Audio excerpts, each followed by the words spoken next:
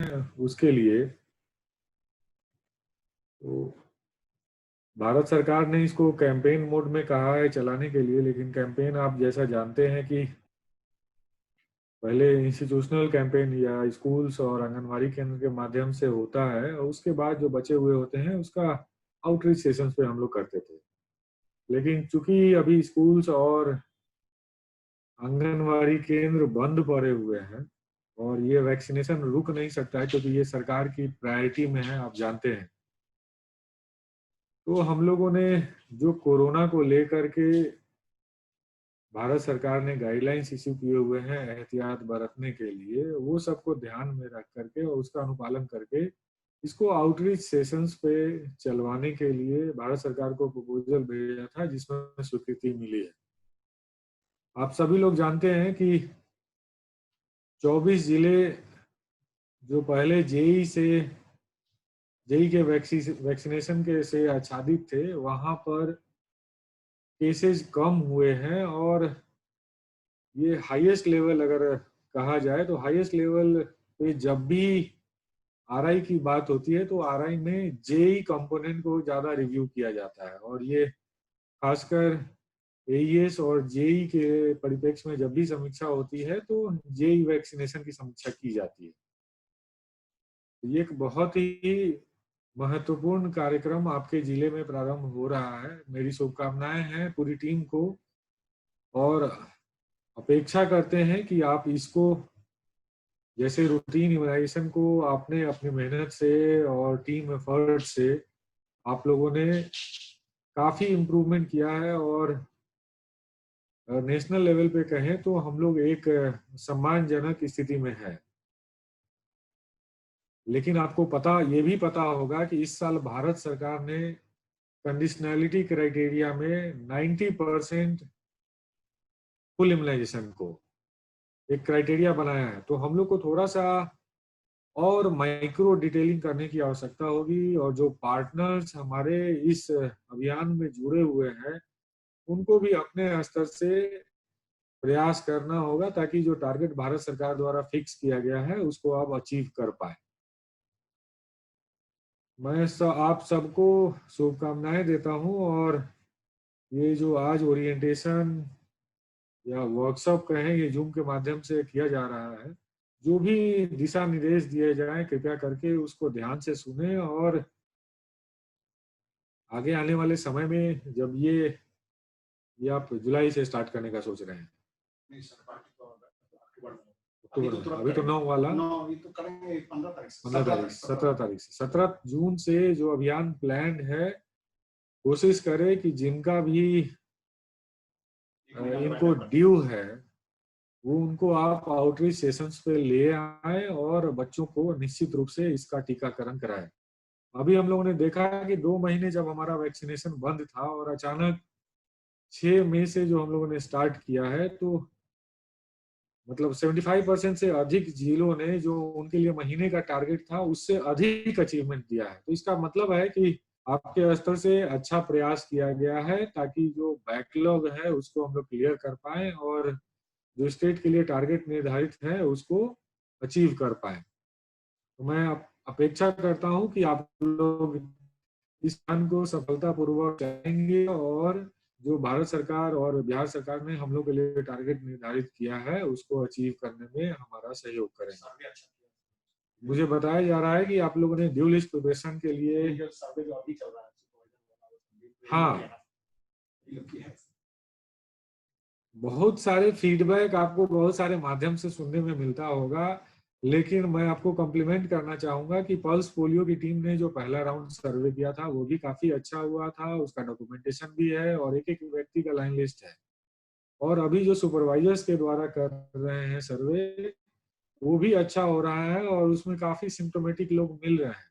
साथ ही साथ अच्छी बात ये है कि केवल माइग्रेंट के लिस्ट का नहीं, आप में अन्य जो बड़े बुजुर्ग और बीमार लोग हैं, प्रेग्नेंट लेडीज हैं, उनका भी सर्वे करा रहे हैं, और उनमें भी सिम्टोमेटिक केसेस को आप निकाल करके बाहर ला रहे हैं ताकि उनका सैंपल ये सब हो पाए। तो इस अभियान को आप 15 जून तक जो समय अवधि निर्धारित है, 15 जून तक निश्चित रूप से इसको कंप्लीट कीजिए। 15 जून के बाद एक्सटेंड नहीं होगा मोस्ट प्रोबेबली, होगा तो आपको राइटिंग में सूचित किया जाएगा। तो मैं अपनी शुभकामनाएं देता हूं और देसाईयो साहब को धन्यवाद देता हूं कि आपसे जुड़ने का मौका दिया, और मैं आशा करता हूं कि इस अभियान को आप सफलतापूर्वक जिलों में करेंगे। Thank you.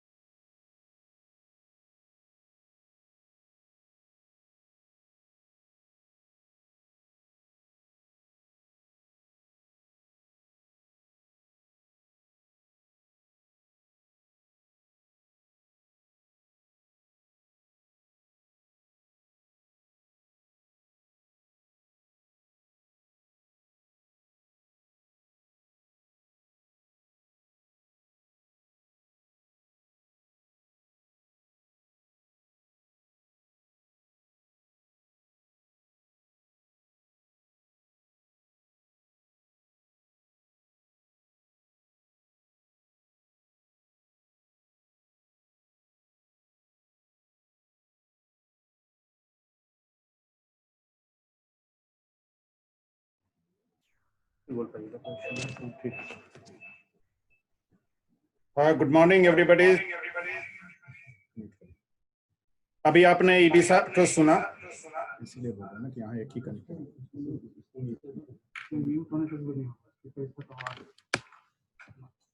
अभी आपने ईडी साहब को सुना, और हम लोग को जानकारी ये है कि आप अभी जो काम कर रहे हैं, ऐसा नहीं है कि हम लोग आपका जो एफर्ट है उसको किसी भी तरह प्रॉपर जगह पर नहीं पहुंचाते हैं। अभी आपने ईडी के मुख से सुना कि कैसे हम लोग आपके एफर्ट्स को सब जगह प्रचार प्रसार करते हैं ताकि आपका काम को रिकॉग्निशन हो।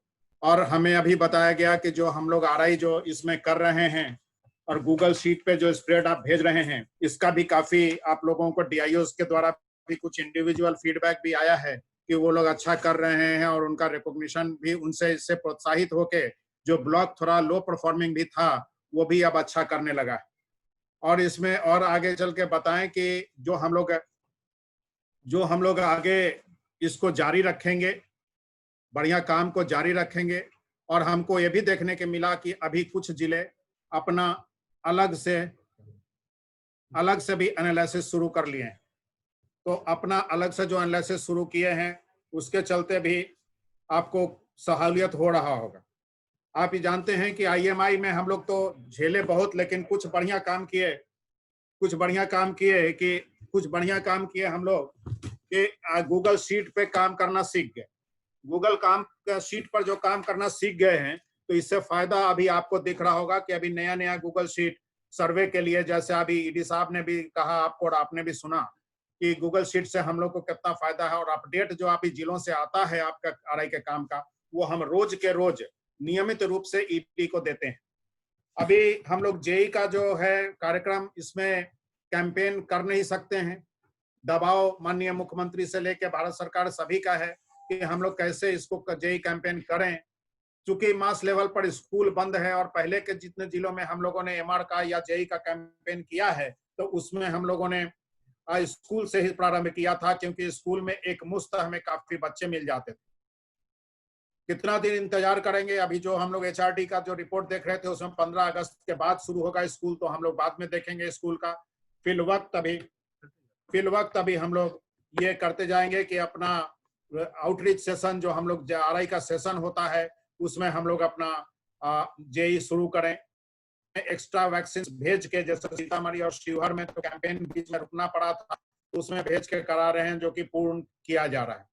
उसी प्रकार से हम लोग अपना छोटा सा एक प्रेजेंटेशन दिखाएंगे आपको कि कैसे हम लोग आगे आगे बढ़ाएंगे इसको और कैसे हम लोग काम करेंगे। तो इस पे एक छोटा प्रेजेंटेशन रहेगा। प्रेजेंटेशन के बाद जो सबसे महत्वपूर्ण बात है किसी भी कार्यक्रम के लिए कि रिपोर्टिंग। रिपोर्टिंग अगर आपका सुदृढ़ रहा तो आपका काम का रिकॉग्निशन होता है।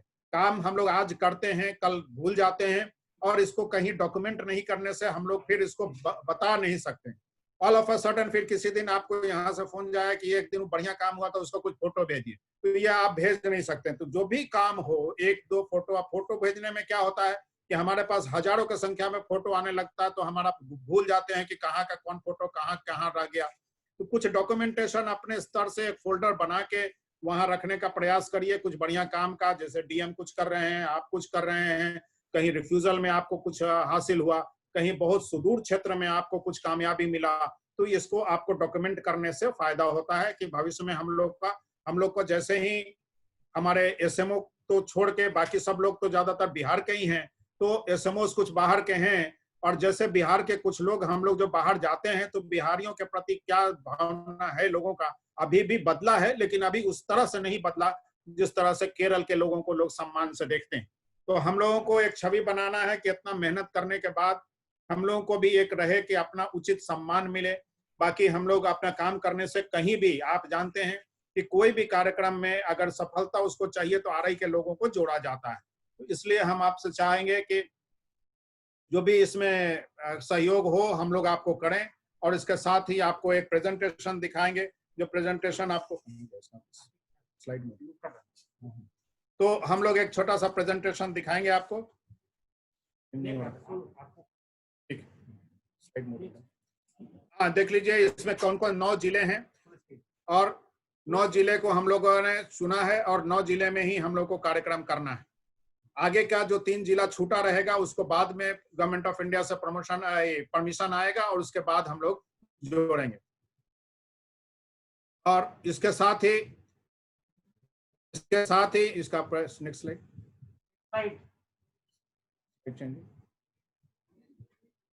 क्या स्लाइड क्यों नहीं चेंज? क्या हो गया? इसी में लगाया ना वो? हाँ? क्या हो गया? वही लैपटॉप लगाओ ना, देर हो रहा है यार। नेक्स्ट स्लाइड करना है,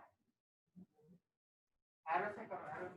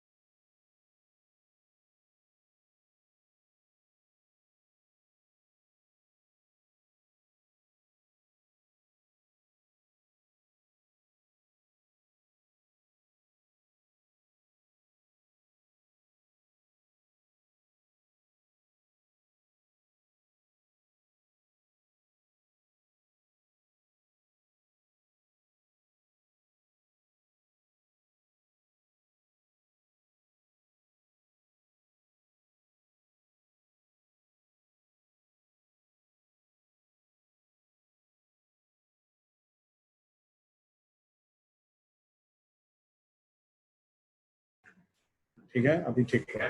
चलो, सॉरी फॉर द इनकन्वीनियंस, इसका म्यूट करो। अभी हम लोग देखेंगे कि ये क्यों होता है। तो किस एक तरह का फ्लेवी वायरस है, पहला 1871 में हुआ था, मॉस्किटो से होता है। तो आप जानते हैं कि जो आम मलेरिया होता है एनोफिलीज से होता है, ये क्यूलेक्स से होता है। और बाकी इसमें कैसे होता है कि देख लीजिए, ये आदमी से आदमी क्यों नहीं फैलता है, इसका कारण यह फोटो में आपको दिख रहा है कि सुअर और बगुला से इसका लिमिटेड है। आदमी में ये आदमी दूसरे आदमी को नहीं फैला सकता। और इसमें एक चीज है कि ह्यूमन बीइंग जो नियरली एक एक्सीडेंटल इन्फेक्शन होता है, इसका पीक होता है जुलाई से अक्टूबर के बीच में, और मानसून और पोस्ट मानसून, मतलब जब धान का खेत में पानी लगा रहता है, बगुला वगैरह रहता है, तो उसी समय बगुला और सुअर के कॉम्बिनेशन में ये चीज फलता फूलता है। नेक्स्ट।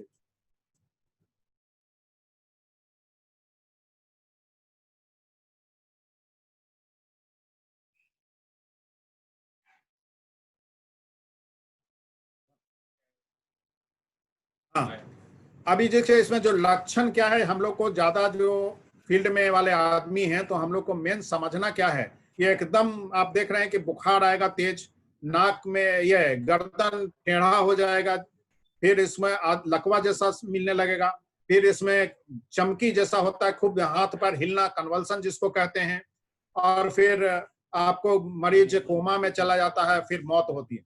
इसमें केस देखिए, इसमें सबसे मुश्किल बात क्या है कि बहुत 30% जो बच्चा इसमें करीब करीब जो मृत्यु 33 का नियम है, इसमें जो भी यहाँ केस फैटेलिटी तो 18% यहाँ दिख रहा है, बच्चों में ज्यादा है, लेकिन इसमें करीब करीब अगर प्रैक्टिकली देखिए तो 100 बच्चे को अगर होता है, नेक्स्ट स्लाइड, 100 बच्चे को अगर होता है तो 30 बच्चों परमानेंट डैमेज होगा। और नेक्स्ट स्लाइड, ये 30 बच्चा जो है सो ठीक होगा। तो ये समझिए कि करीब करीब 30 बच्चा जो मर गया सो तो मर गया, लेकिन जो 30 बच्चा जिंदा बचा भी, वो भी डिसेबिलिटी के साथ जीता है। इसीलिए ये वैक्सीन का बड़ा जरूरत है। और इसमें एक चीज बड़ा गंभीर बात ये है कि किसी भी परिस्थिति में, जैसे हम कहते हैं कि 95% होगा, इम्यूनिटी नहीं होता है। और ये वैक्सीन कहाँ कहाँ चल रहा है वो सब देखा। आपको ये स्लाइड में दिया हुआ है कहाँ कहाँ वैक्सीन चल रहा है, मतलब वैक्सीन पर कोई शंका नहीं, वैक्सीन सब जगह पर बढ़िया से चल रहा है। और आपने देखा है कि बिहार में भी हम लोगों ने बहुत पहले से ये वैक्सीन चला रखा है। तुम हमको फॉलो करो ना, तुम हमको फॉलो करो जैसे हम बोलते हैं। हाँ, अभी देखिए कि ये जैसे हमने, आप जैसे ही हम आएंगे तुम नेक्स्ट करना, क्योंकि हमको पढ़ना नहीं होता।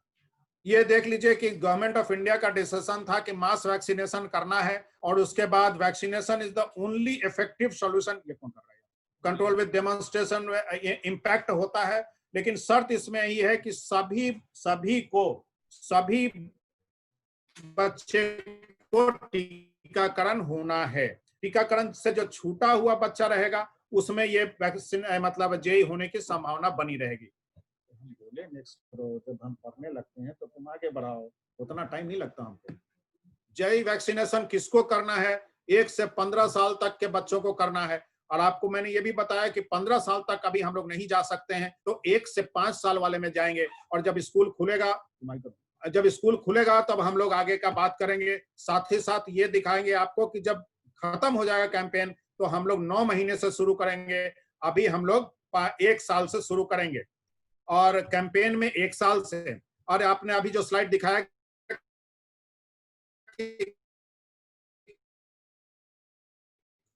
इस जिले में कितना, अब हम लोग देख रहे हैं कि कहां कहां कौन 12 जिले में और जोर दिख रहा है कि चल चुका है, और वो जिला अभी शिवहर और सीतामढ़ी में चल रहा है। 90% से ऊपर हो गया है, लेकिन हम लोग 100% के आशा में वहां रूटीन इम्यूनाइजेशन में चला रहे हैं। ये देखिएगा कि हम लोग अलग अलग जिले में JE1 जैसे नियमित टीकाकरण में जोड़ने के उपरांत JE1 का कवरेज और JE2 का कवरेज ये है कि कहीं कहीं तो बहुत अच्छा है, 97% है, कहीं जो हाईएस्ट दिख रहा है 98%।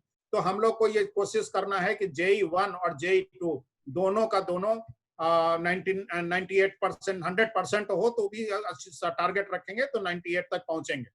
देखिए जो वैक्सीन आपको सप्लाई किया गया था पहले के कैंपेन्स में, उसमें मिलाना होता था डाइल्यूएंट, लेकिन इसमें जो है आपका जेनवैक जो आपको दिया जा रहा है, इसमें कोई डाइल्यूएंट नहीं मिलाना है। ये आपको किल्ड लाइव एटेन्यूएटेड था चेंगडू वाला, ये आपका वैक्सीन लाइव एटेन्यूएटेड नहीं है, इसलिए इसको कोई डिसॉल्व करने की आवश्यकता नहीं है। बना बनाया है, सिर्फ विड्रॉ करना है और देना है।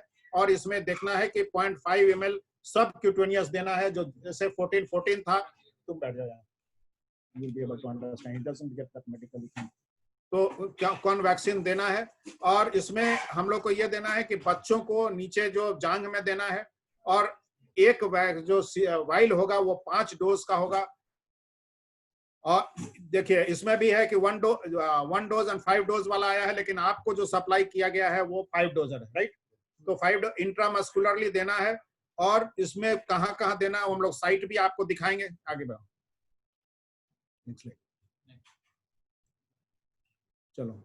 ये इनएक्टिवेटेड मैंने पहले ही बताया। देखिए जो इनएक्टिव जेनवैक जो आप दाहिने तरफ देख रहे होंगे, इनएक्टिवेटेड है, और 0.5 suspension, no need, freeze sensitive है। इसमें एक चीज है कि फ्रीज सेंसिटिव है, इसलिए इसको ILR में कहाँ रखना है ये आपको ध्यान रखना होगा। और VVM इसका ऑन कैप पे है, और नहीं VVM तो इसमें तो कैप पे नहीं है ना, वो इसमें ओपन वाइल पॉलिसी है, इसमें तो कैप पे नहीं है, ठीक है। अब 0.5 ml इंट्रामस्कुलर, नेक्स्ट स्लाइड। और ये भी देखिएगा कि जो हम लोग कह रहे हैं कि बच्चों को 1 साल से 5 साल वाले का ये दाहिने तरफ मिड थाई में देना है, और 5 साल से 15 साल वाला जब कैंपेन मोड में जाएंगे तो आगे हम लोग बाह में देंगे, बाएं तरफ डेल्टॉइड रीजन।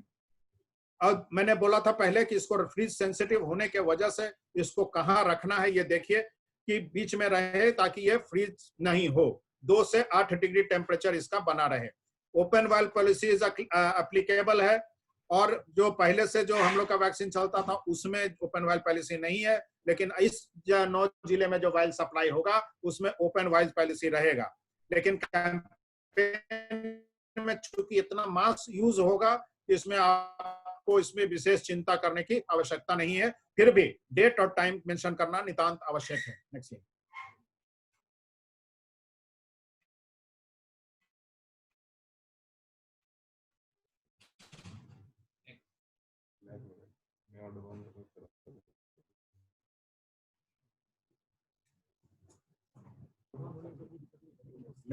नेक्स्ट देख लीजिए, असेसमेंट नहीं हुआ, बैक करो। देखिए आपको ये चीज देखना होगा कि कोल्ड चेन स्टोरेज अभी आपका ठीक रहे, कितना आपको स्टोरेज चाहिए। इसमें तो चूंकि स्कूल का कैंपेन नहीं है तो इसमें बहुत ज्यादा स्टोरेज की आवश्यकता नहीं होगी, आप लोग कर लेंगे, लेकिन इतना निश्चित रहे कि कोल्ड चेन इक्विपमेंट आपका ठीक रहे, आपका कोल्ड चेन स्पेस आपका प्रचुर मात्रा में उपलब्ध रहे। और इसमें कैसे को आपको नीचे डाउन द लेवल लाइन कैसे ट्रेनिंग देना है उस पर भी विस्तृत चर्चा हम लोग करेंगे, और उस समय आपको और बताएंगे, इसलिए मैं इसमें समय आपका नहीं लेना चाहता।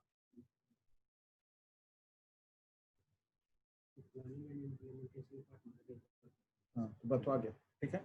इस हाँ ठीक। इसके साथ ही अब जो मेन चीज आ रहा है, ये तो था थ्योरेटिकल बात। अभी जो मैंने आपको कहा, ईडी साहब ने जो आपको कहा, ये सब का सब मोर लेस थ्योरेटिकल बात है कि जो आपको समझाने में, लोगों को बताने में काम आएगा। अभी जो मेन चीज आ रहा है, इसके लिए मैं रणवीर जी और डॉक्टर कुणाल को रेफर करूंगा कि ये लोग आपको बताएंगे कि कैसे आपको आगे का काम करना है। प्लीज रणवीर आइए।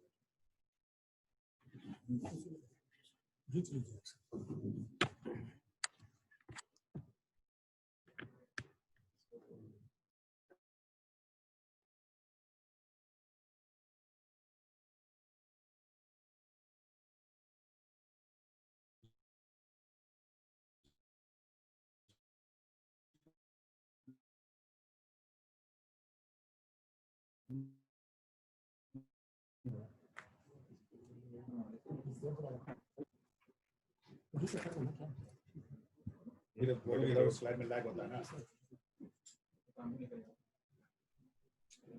ये नहीं है,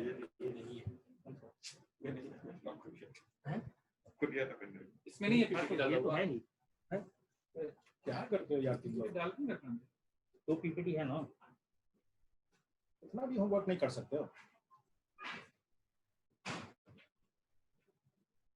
कल से लगे वो 3 दिन से। हिंदी वाला चलेगा। हिंदी वाला क्या सब मतलब सब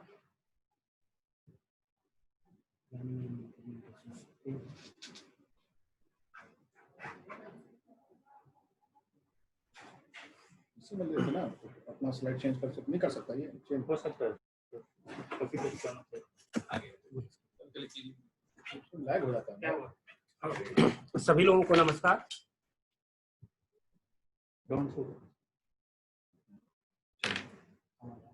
बैठ जाओ तुम भी। सभी लोगों को नमस्कार। और ये जो 9 जिले में अभी हम लोग जेई का टीकाकरण शुरू करने वाले हैं, उसके प्लानिंग के संबंध में हम लोग चर्चा करेंगे कि इन 9 जिलों में कैसे हम बेहतर प्लान करके 1 से 15 वर्ष तक के सभी बच्चों के 100% टीकाकरण को हम लोग सुरक्षित कर पाए।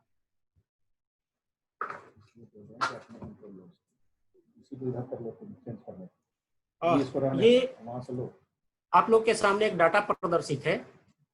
ये हमारा 9 जिले में कुल क्या टारगेट्स है, ये आप देख सकते हैं स्क्रीन पर कि ये लगभग टारगेट्स आपका जो है 9 माह से 1 साल से लेकर के 15 साल तक का ये दिया हुआ है, और आपके जिले में लगभग कितना वैक्सीन खर्च होगा डोजेज उसकी आंकड़ा है।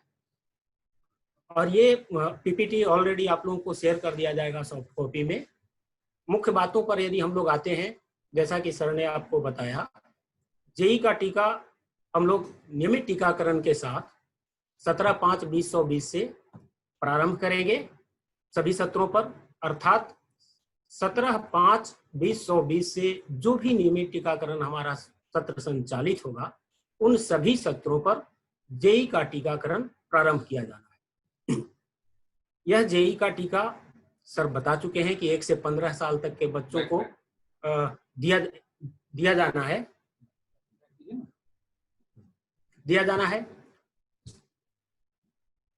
इसको तुम दो इसके करने से कुछ ध्यान नहीं आएगा, वो समय लेगा, समय बर्दाश्त करना।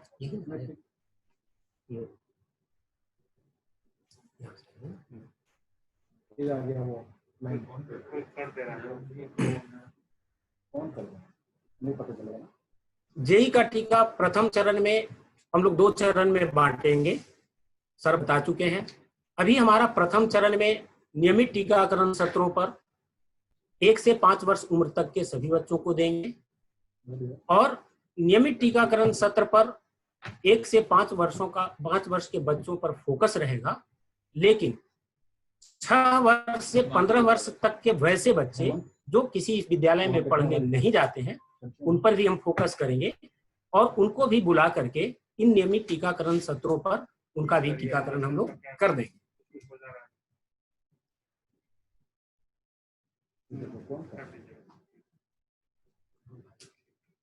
आशीष से हो रहा है,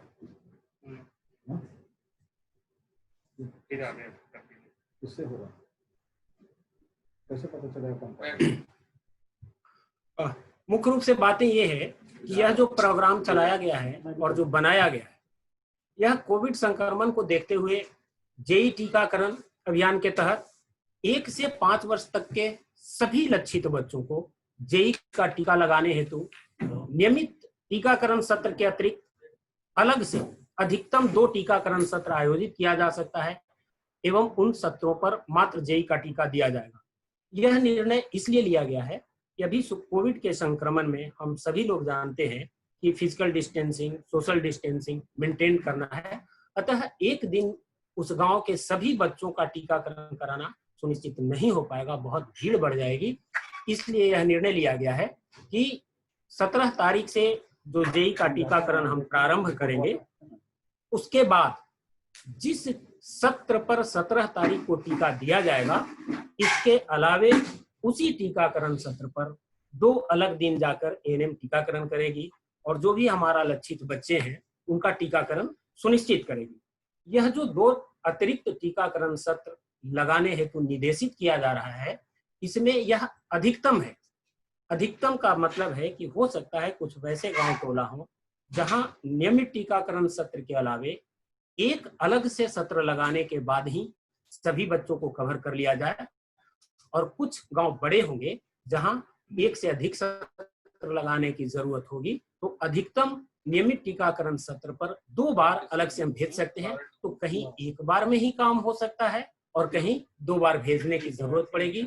सो अधिकतम नियमित टीकाकरण सत्रों पर अलग से 2 दिन भेजेंगे। इसका मकसद ये है कि बुधवार को जहां टीकाकरण होगा उस टीकाकरण सत्र पर हम एएनएम को बृहस्पतिवार को और शनिवार को अलग से भेज सकते हैं जेई के टीकाकरण के लिए। उसी प्रकार से जहां शुक्रवार को टीकाकरण होगा वहां पर एएनएम को सोमवार और मंगलवार को अतिरिक्त सत्र आयोजित करने के लिए भेज सकते हैं।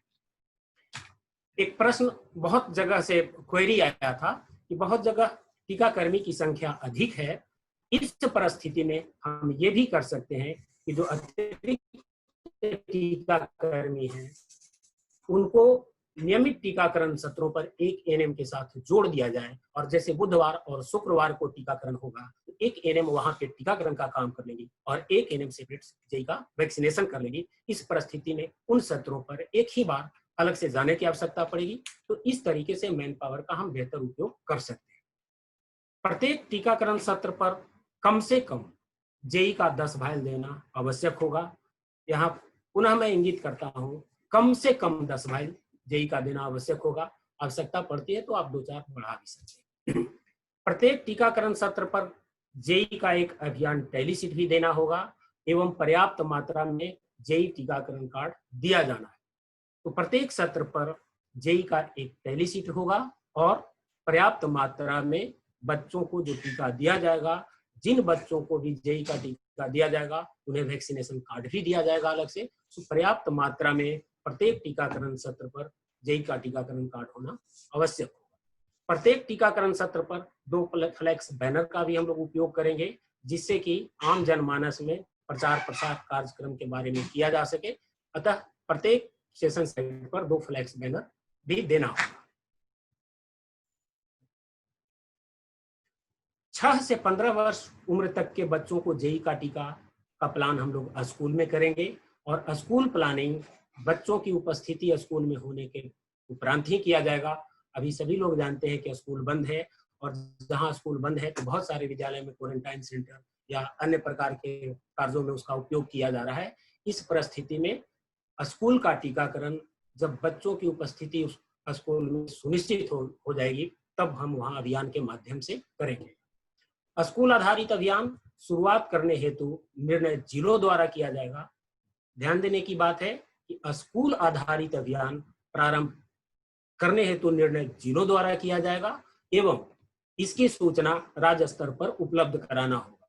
जिला निर्णय करेगी अपने यहाँ की स्थिति का मूल्यांकन करते हुए कि हमारे यहाँ विद्यालय खुल गए हैं और विद्यालय में बच्चों की उपस्थिति सुनिश्चित हो गई है। उसके पश्चात आप निर्णय करेंगे, और जो आप निर्णय करेंगे कि हम इस तिथि से स्कूल का कैंपेन प्रारंभ करेंगे, इस संबंध में राज्य को सूचित करना होगा। स्कूल आधारित अभियान क्लस्टर के तहत माइक्रो प्लान बनाकर किया जाना है। अभी जो हम लोग बाह्य सत्र कर रहे हैं, आयोजित कर रहे हैं 17 तारीख से, यह सब सेंटर वाइज प्लान है। जो सब सेंटर में जो एएनएम जा रही है टीकाकरण करने, वो अपने अपने उपकेंद्र के तहत बाह्य सत्रों पर टीकाकरण करेगी। जबकि जब विद्यालय में यह अभियान के तहत कार्यक्रम चलाया जाएगा तो विद्यालय में अभियान क्लस्टर वाइज करेंगे, अर्थात एक किनारे से विद्यालयों की सूची एकत्र करते हुए एक किनारे से विद्यालयों में टीकाकरण करते हुए दूसरे किनारे तक जाएंगे, और इस प्रकार उस प्रखंड के तहत या उस शहरी क्षेत्र के तहत जितने भी विद्यालय हैं उसको हम लोग कवर करेंगे। और 6 वर्ष से लेकर के 15 वर्ष उम्र तक के जो भी बच्चे हैं उनका जेई का टीकाकरण सुनिश्चित करेंगे।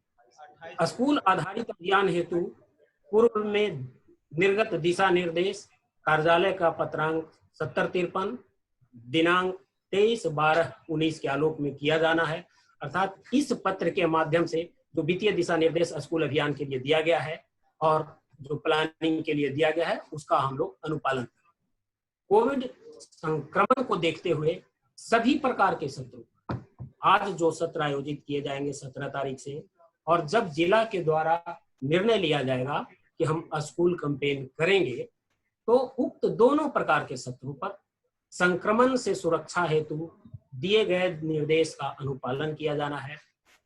1 तारीख को प्रधान सचिव के माध्यम से एक पत्र निर्गत हुआ है नियमित टीकाकरण सत्रों पर कोविड संक्रमण से सुरक्षा हेतु क्या क्या चीजों की सावधानी बरती जानी है। सोशल डिस्टेंसिंग रखना है, फिजिकल डिस्टेंसिंग रखना है, प्रत्येक टीकाकरण के बाद हाथ को सैनिटाइज करना है, एक बार सत्र पर 5 व्यक्ति से ज्यादा एकत्रित नहीं होने चाहिए। तो तमाम प्रकार के गाइडलाइंस नियमित टीकाकरण सत्रों पर करने हेतु दिए गए हैं, जो कि प्रधान सचिव के माध्यम से निर्देशित किया गया था।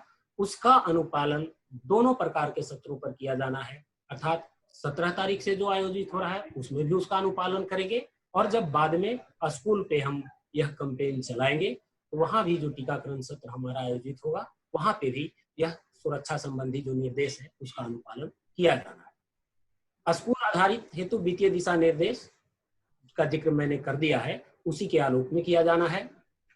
सभी प्रकार के प्रपत्र जो भी फॉर्मेट्स हैं, आईसी सामग्री, इसका सॉफ्ट कॉपी कल लेटर के साथ जो राज्य से भेजा गया है उसके साथ सभी का नमूना राज्य स्तर से जिलों को उपलब्ध करा दिया गया है। और पुनः ध्यान देंगे कि जो भी सॉफ्ट कॉपी का नमूना आपको राज्य स्तर से उपलब्ध कराया गया है, जिसे जिला स्तर पर मुद्रण कराकर कार्यक्रम को क्रियान्वित किया जाना है, अर्थात राज्य स्तर से किसी भी प्रकार का प्रपत्र एवं आईसी सामग्री आपको उपलब्ध नहीं करवाई जाएगी। सॉफ्ट कॉपी सभी जिलों को उपलब्ध करा दिया गया है। सभी का मुद्रण जिला स्तर पर ही होगा। जिला प्रतिरक्षण पदाधिकारी फाइल के माध्यम से बढ़ाकर के इसका प्रिंटिंग कराना सुनिश्चित करेंगे और कार्यक्रम को क्रियान्वित करना सुनिश्चित करेंगे। थोड़ा सा प्रशिक्षण की बात यदि करें तो जो यहाँ से फॉर्मेट्स उपलब्ध कराई गई है उस फॉर्मेट्स में सारे प्रकार के प्रपत्र, आईसी, प्रशिक्षण सामग्री सभी का सॉफ्ट कॉपी भेजा गया है। इसमें ध्यान यह देना है कि प्रत्येक टीकाकर्मी, जो भी टीकाकर्मी है और आशा, उनको FAQ का एक प्रति मिलना चाहिए। सभी एएनएम, सभी आशा को FAQ का फ्रीक्वेंटली आस्क्ड क्वेश्चंस का एक प्रति दिया जाना है। और इसी के माध्यम से, इसी FAQ के माध्यम से, जिसमें टीका का प्रकार, जैसा कि सर ने बताया है कि 2 प्रकार के टीके भी उपलब्ध होंगे हम लोग के पास। इस कैंपेन में आपके जिले में मात्र जेनवैक का टीका जा रहा है, लेकिन आगे चल के कभी हो सकता है कि दूसरे प्रकार का भी टीका उपलब्ध हो नियमित टीकाकरण के लिए। तो जितने भी प्रकार के टीके हैं उपलब्ध, उसको FAQ में स्पष्ट दिया गया है। तो FAQ वितरित करते हुए इनका प्रशिक्षण करेंगे, जिसमें टीके का रखरखाव, टीके की खुराक, टीका देने का क्या रूट होगा, किस स्थान पर यह टीका दिया जाएगा, इसके बारे में विस्तार पूर्वक उनको प्रशिक्षित कर देना है FAQ के माध्यम से। साथ ही साथ MR कैंपेन में यह पाया गया है कि जो प्रशिक्षण हुआ था उसमें टेलीसीट एवं कार्ड भरने हेतु विस्तृत प्रशिक्षण न दिए जाने के कारण बहुत जगह पर कार्ड को भरने में त्रुटि आई है, टेलीसीट को भरने में त्रुटि आई है। और जब टेलीसीट भरने में त्रुटि आती है तो आंकड़ों का संधारण सही से नहीं हो पाता है एवं प्रेषण भी सही नहीं हो पाता है। तो सभी टीकाकर्मी को टेलीसीट देते हुए, टीकाकरण कार्ड की एक प्रति उपलब्ध कराते हुए कार्ड भरने हेतु एवं टेलीसीट भरने हेतु प्रशिक्षित किया जाना चाहिए। जेई टीकाकरण आच्छादन के आंकड़े को ध्यान देने वाली बात है, और यहाँ हाईलाइट भी किया हुआ है, बोल्ड किया हुआ है। आप देखेंगे कि जब तक जिला घोषित नहीं कर देता है कि हमारे यहाँ अभियान समाप्त हो गया है, इस जेई के जितने भी टीके पड़ेंगे उनको HMIS पर अपलोड नहीं किया जाना है। जितना दिन तक यह कार्यक्रम चलेगा उतने दिन तक जेई का जो भी टीका पड़ेगा उसको HMIS पर अपलोड नहीं किया जाएगा। जेई टीकाकरण आच्छादन के आंकड़े को जो भी जेई के टीके लगेंगे उसको अलग से प्रतिवेदित किया जाएगा, उसका अलग टैली शीट होगा और मेन टैली शीट में उसको प्रतिवेदित नहीं किया जाना है। बिल्कुल इसकी रिपोर्टिंग नियमित टीकाकरण की रिपोर्टिंग से अलग होगी, अर्थात ये कैंपेन के तहत रिपोर्ट किया जाएगा।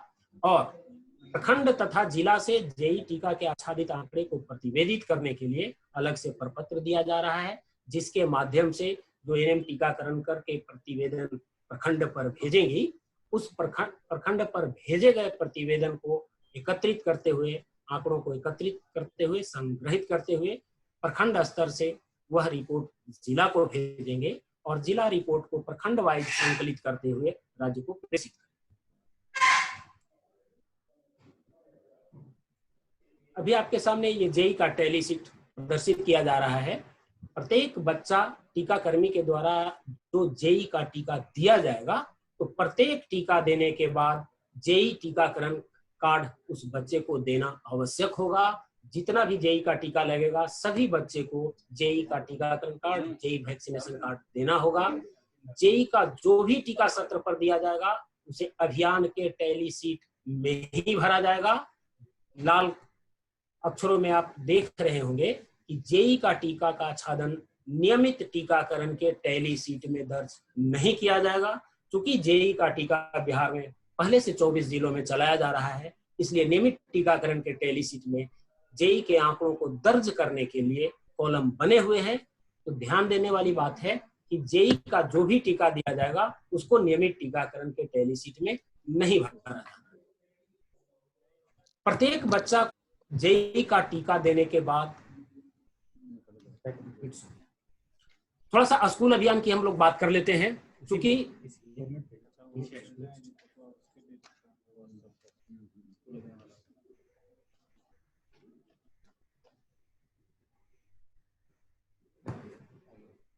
यह अभियान हमारा नियमित टीकाकरण सत्रों पर चलते रहेगा, लेकिन एक ऐसा समय आएगा कि जब स्कूल ओपन हो जाएंगे, बच्चों की उपस्थिति वहां सुनिश्चित हो जाएगी और जिले द्वारा निर्णय ले लिया जाएगा कि अब यह अभियान हमको स्कूल में करना है। तो स्कूल अभियान जो हमारा होगा उसमें कुछ बातों को हमको ध्यान रखना है, जिसके बारे में यहाँ हम दिखा रहे हैं। स्कूल में टीकाकरण करने हेतु 200 बच्चों को जेई का टीका लगाने के लिए जेई टीकाकरण का एक टीम ले, 200 बच्चों तक जेई का टीका देने के लिए एक टीम लगाया जाएगा। एक जेई टीकाकरण दल में, एक जेई टीम में एक टीकाकर्मी तथा 3 उत्प्रेरक होंगे। इस 3 उत्प्रेरक में 3 मोबिलाइजर के तहत आशा, आंगनवाड़ी तथा एक वॉलेंटियर या वहां के शिक्षक एज ए उत्प्रेरक रहेंगे उस टीम में। यदि स्कूल में बच्चों की संख्या 300 से 400 रहेगा, उस परिस्थिति में हम वहां टीम नहीं बढ़ाएंगे, सिर्फ एक दलकर्मी को उस टीम में जोड़ देंगे। अर्थात पहले जो 4 व्यक्तियों का हम दल बनाया है उसमें एक मेंबर और जुड़ जाएगा और उस स्थान पर 4 के जगह पर 5 व्यक्तियों का टीम हो जाएगा, उसमें एक टीकाकर्मी बढ़ा दिया जाएगा। लेकिन जैसे ही बच्चों की संख्या 400 से अधिक होगी, उस परिस्थिति में एक टीम अतिरिक्त वहां गठित कर दी जाएगी। एक सेपरेट टीम को भेजना होगा जो कि 4 मेंबर वाले सेपरेट टीम होंगे, अर्थात एक नया टीम जिसमें एक टीकाकर्मी और 3 प्रेरक होंगे। तो इस प्रकार से हमको स्कूल का माइक्रो प्लान बनाना है। स्कूल का कार्य योजना इस प्रकार बनाई जाए जिससे एक स्कूल के सभी बच्चों का टीका एक ही दिन में कर लिया जाए।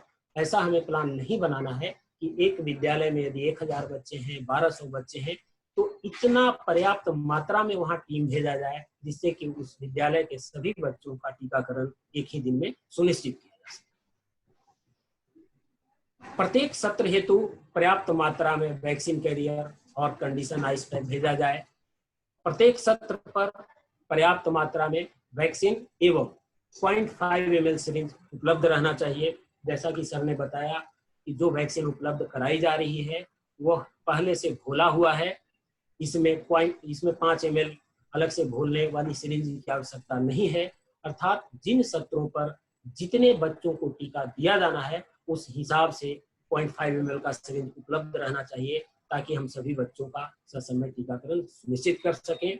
प्रत्येक टीकाकरण सत्र पर पहले से गाइडलाइन दिया हुआ है कि एनाफाइलेक्सिस किट, हब कटर, रुई तथा टीकाकरण से उत्पन्न जो भी कचरा है उसके निस्तारण के लिए लाल बैग, ब्लू बैग पर्याप्त मात्रा में होना चाहिए प्रत्येक टीकाकरण सत्र पर।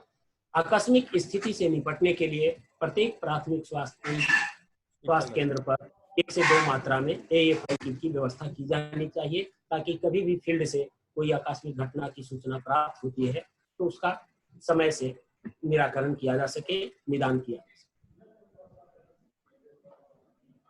जो हमारे टीम मेंबर होंगे उनका इस अभियान के तहत क्या क्या रोल और रिस्पॉन्सिबिलिटी होगी, उनका क्या प्राथमिक कार्य होगा, इसके संबंध में तो जो भी टीकाकरण सत्र पर हमारे मेंबर होंगे, उसमें एएनएम का मुख्य रूप से जो काम होगा वह होगा बच्चों का टीकाकरण करना, पहली सीट को भरना, टीकाकरण जनित कचरे का नियमानुसार संग्रह करना, अर्थात लाल बैग, ब्लू बैग में जो जो सामग्री जाना है, जो सामग्री हब कटर में रहना है, उसको सुरक्षित तरीके से संग्रह करना, जो जिसमें रखा जाना है उसमें रखेंगे। साथ ही साथ टीकाकरण के आच्छादित आंकड़े, जो भी टीका पड़ेंगे उनके आंकड़े को प्रखंड मुख्यालय तक भेजना सुनिश्चित करना, ताकि ससमय जो भी टीकाकरण से आच्छादित हुए हैं उनकी सूची एवं उनका आंकड़ा राज्य तक प्रेषित किया जाए, ताकि राज्य से उस आंकड़े को संकलित करके भारत सरकार को भेजा जा सके। आंगनबाड़ी और आशा या अन्य मोबिलाइजर, जो टीचर हो सकते हैं, हमारा कोई और अन्य मोबिलाइजर होगा, इनका मुख्य रूप से कार्य होगा इस कार्यक्रम में कि जेई टीकाकरण के बारे में समाज को जागरूक करें, समाज को बताएं कि इस टीके से क्या फायदा है, कैसे टीका पड़ने के बाद हम जापानी इंसेफ्लाइटिस बीमारी से अपने बच्चे को सुरक्षा प्रदान कर सकते हैं। तो समाज को जागरूक करें। जेई टीकाकरण के तिथि के बारे में अभिभावक को सूचित करें कि इस दिन हमारे यहाँ टीकाकरण होगा और जिस दिन बच्चे को टीका जेई का दिया जाएगा।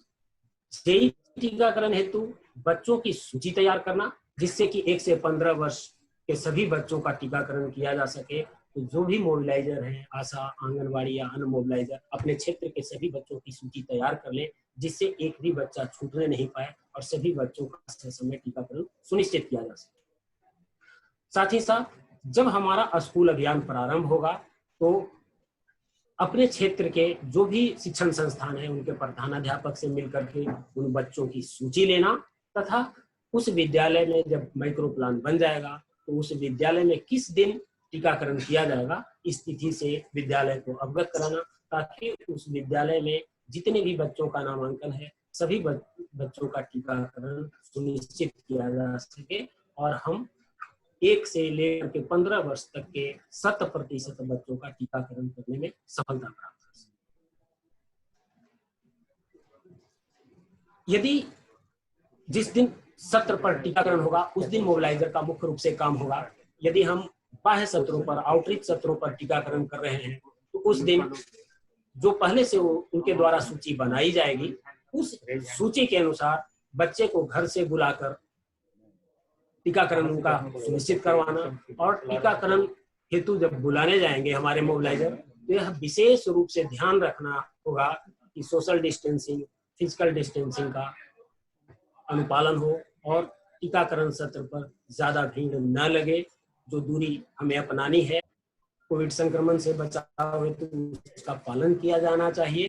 इसी प्रकार से स्कूल में भी जब हमारा अभियान चलेगा आने वाले दिनों में तो उनका रोल होगा कि हम क्रमवार टीका दिलाएं एवं स्कूल में भी जो हम बच्चों को लाइन लगाएं उसमें भी व्यक्तिगत दूरी का अनुपालन हो और कहीं पर भीड़ एक समय से एक तय सीमा से ज्यादा भीड़ न लगे। तो हर जगह पर सोशल डिस्टेंसिंग और फिजिकल डिस्टेंसिंग का अनुपालन करना इस अभियान के तहत, इस कार्यक्रम के तहत बहुत जरूरी होगा। टीकाकर्मी को कार्ड भरने तथा अन्य सामग्री व्यवस्थित करने में भी मोबिलाइजर के द्वारा सहयोग किया जाना चाहिए। ऐसा नहीं है कि हम सिर्फ टीकाकरण सत्र पर पहुंच गए, अपना अटेंडेंस बना लिया और हमारा काम समाप्त हो गया। अतः जो भी मोबिलाइजर होंगे उनको पहले से प्रशिक्षित करना होगा कि आपका रोल रिस्पॉन्सिबिलिटी क्या है और उनके रोल रिस्पॉन्सिबिलिटी में ये चीजें आती है। बच्चे का टीकाकरण हो जाने के बाद उनको 30 मिनट रुकने के लिए प्रेरित करना भी मोबिलाइजर का एक अहम काम है, ताकि उस बच्चे को यदि कुछ होना है तो हम 30 मिनट तक उनका इंतजार करवा लें और उस बच्चे को देख लें, और बच्चा यदि पूरी तरह से सुरक्षित है तो उनको घर जाने के लिए हम प्रेरित करें। टीकाकरण के बाद जो मोबिलाइजर का मुख्य रोल है उसमें यह है कि टीकाकरण से जो भी बच्चे छूटे रह गए, वह चाहे बाह्य सत्र, आउटरीच सत्र जो भी आंगनबाड़ी केंद्रों अन्य स्थानों पर लगाए जाने हैं वहां यदि बच्चे छूटते हैं, या फिर अभियान जब स्कूल चलेगा और उस अभियान के तहत वहां कुछ बच्चे छूटे रह जा रहे हैं, तो जो भी बच्चे उनके क्षेत्र के छूटे रह जा रहे हैं जेई टीकाकरण से उनकी सूची तैयार कर लें और उनके क्षेत्र में या फिर प्राथमिक स्वास्थ्य जहां भी हो सकता है वहां उनको टीकाकरण सुनिश्चित करवाने के लिए टीकाकरण करवाना सुनिश्चित।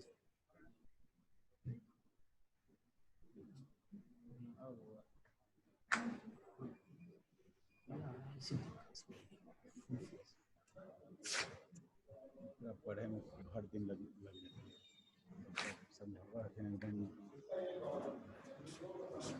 अभी सारे जिलों को सॉफ्ट कॉपी में जापानीज एन्सेफेलाइटिस का FAQs भेज दिया गया है। इस FAQ में इस टीकाकरण से संबंधित विस्तृत जानकारी दी गई है। अतः FAQ की अगर हम बात करें तो इस FAQ के माध्यम से जापानी इंसेफ्लाइटिस क्या है।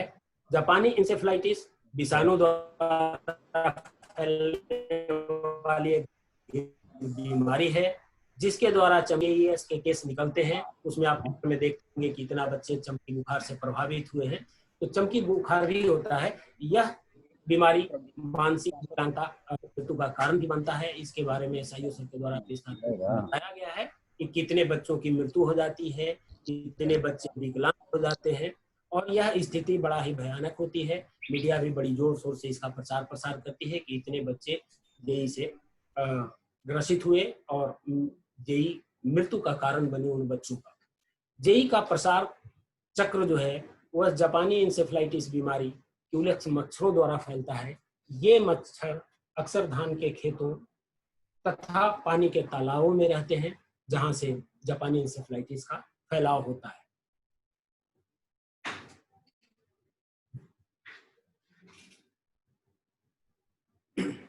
जेई का लक्षण क्या है? तो शुरुआत में फ्लू जैसी बीमारी के लक्षण के साथ बुखार आना, ठंड लगना, थकान महसूस होना, सिर दर्द, उल्टी आना तथा घबराहट हो सकती है। रोगी पक्षाघात, पैरालिसिस, मूर्छा, कोमा या बोल ना पाने जैसे लक्षणों से भी ग्रसित हो सकते हैं। जापानी इंसेफ्लाइटिस को रोका कैसे जा सकता है? तो टीकाकरण, जेई का टीका ही इस बीमारी को रोकने का सबसे अच्छा तरीका है। साथ ही साथ इस बीमारी को फैलने से रोकने के लिए मच्छरों के काटने से बचने के लिए व्यक्तिगत सुरक्षा भी जरूरी है।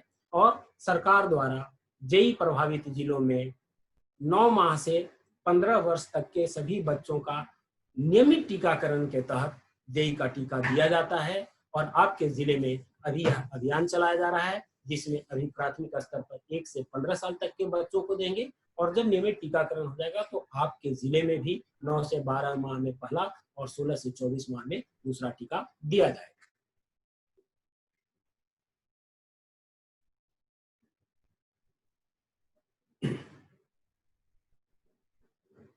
जेई टीकाकरण के बारे में,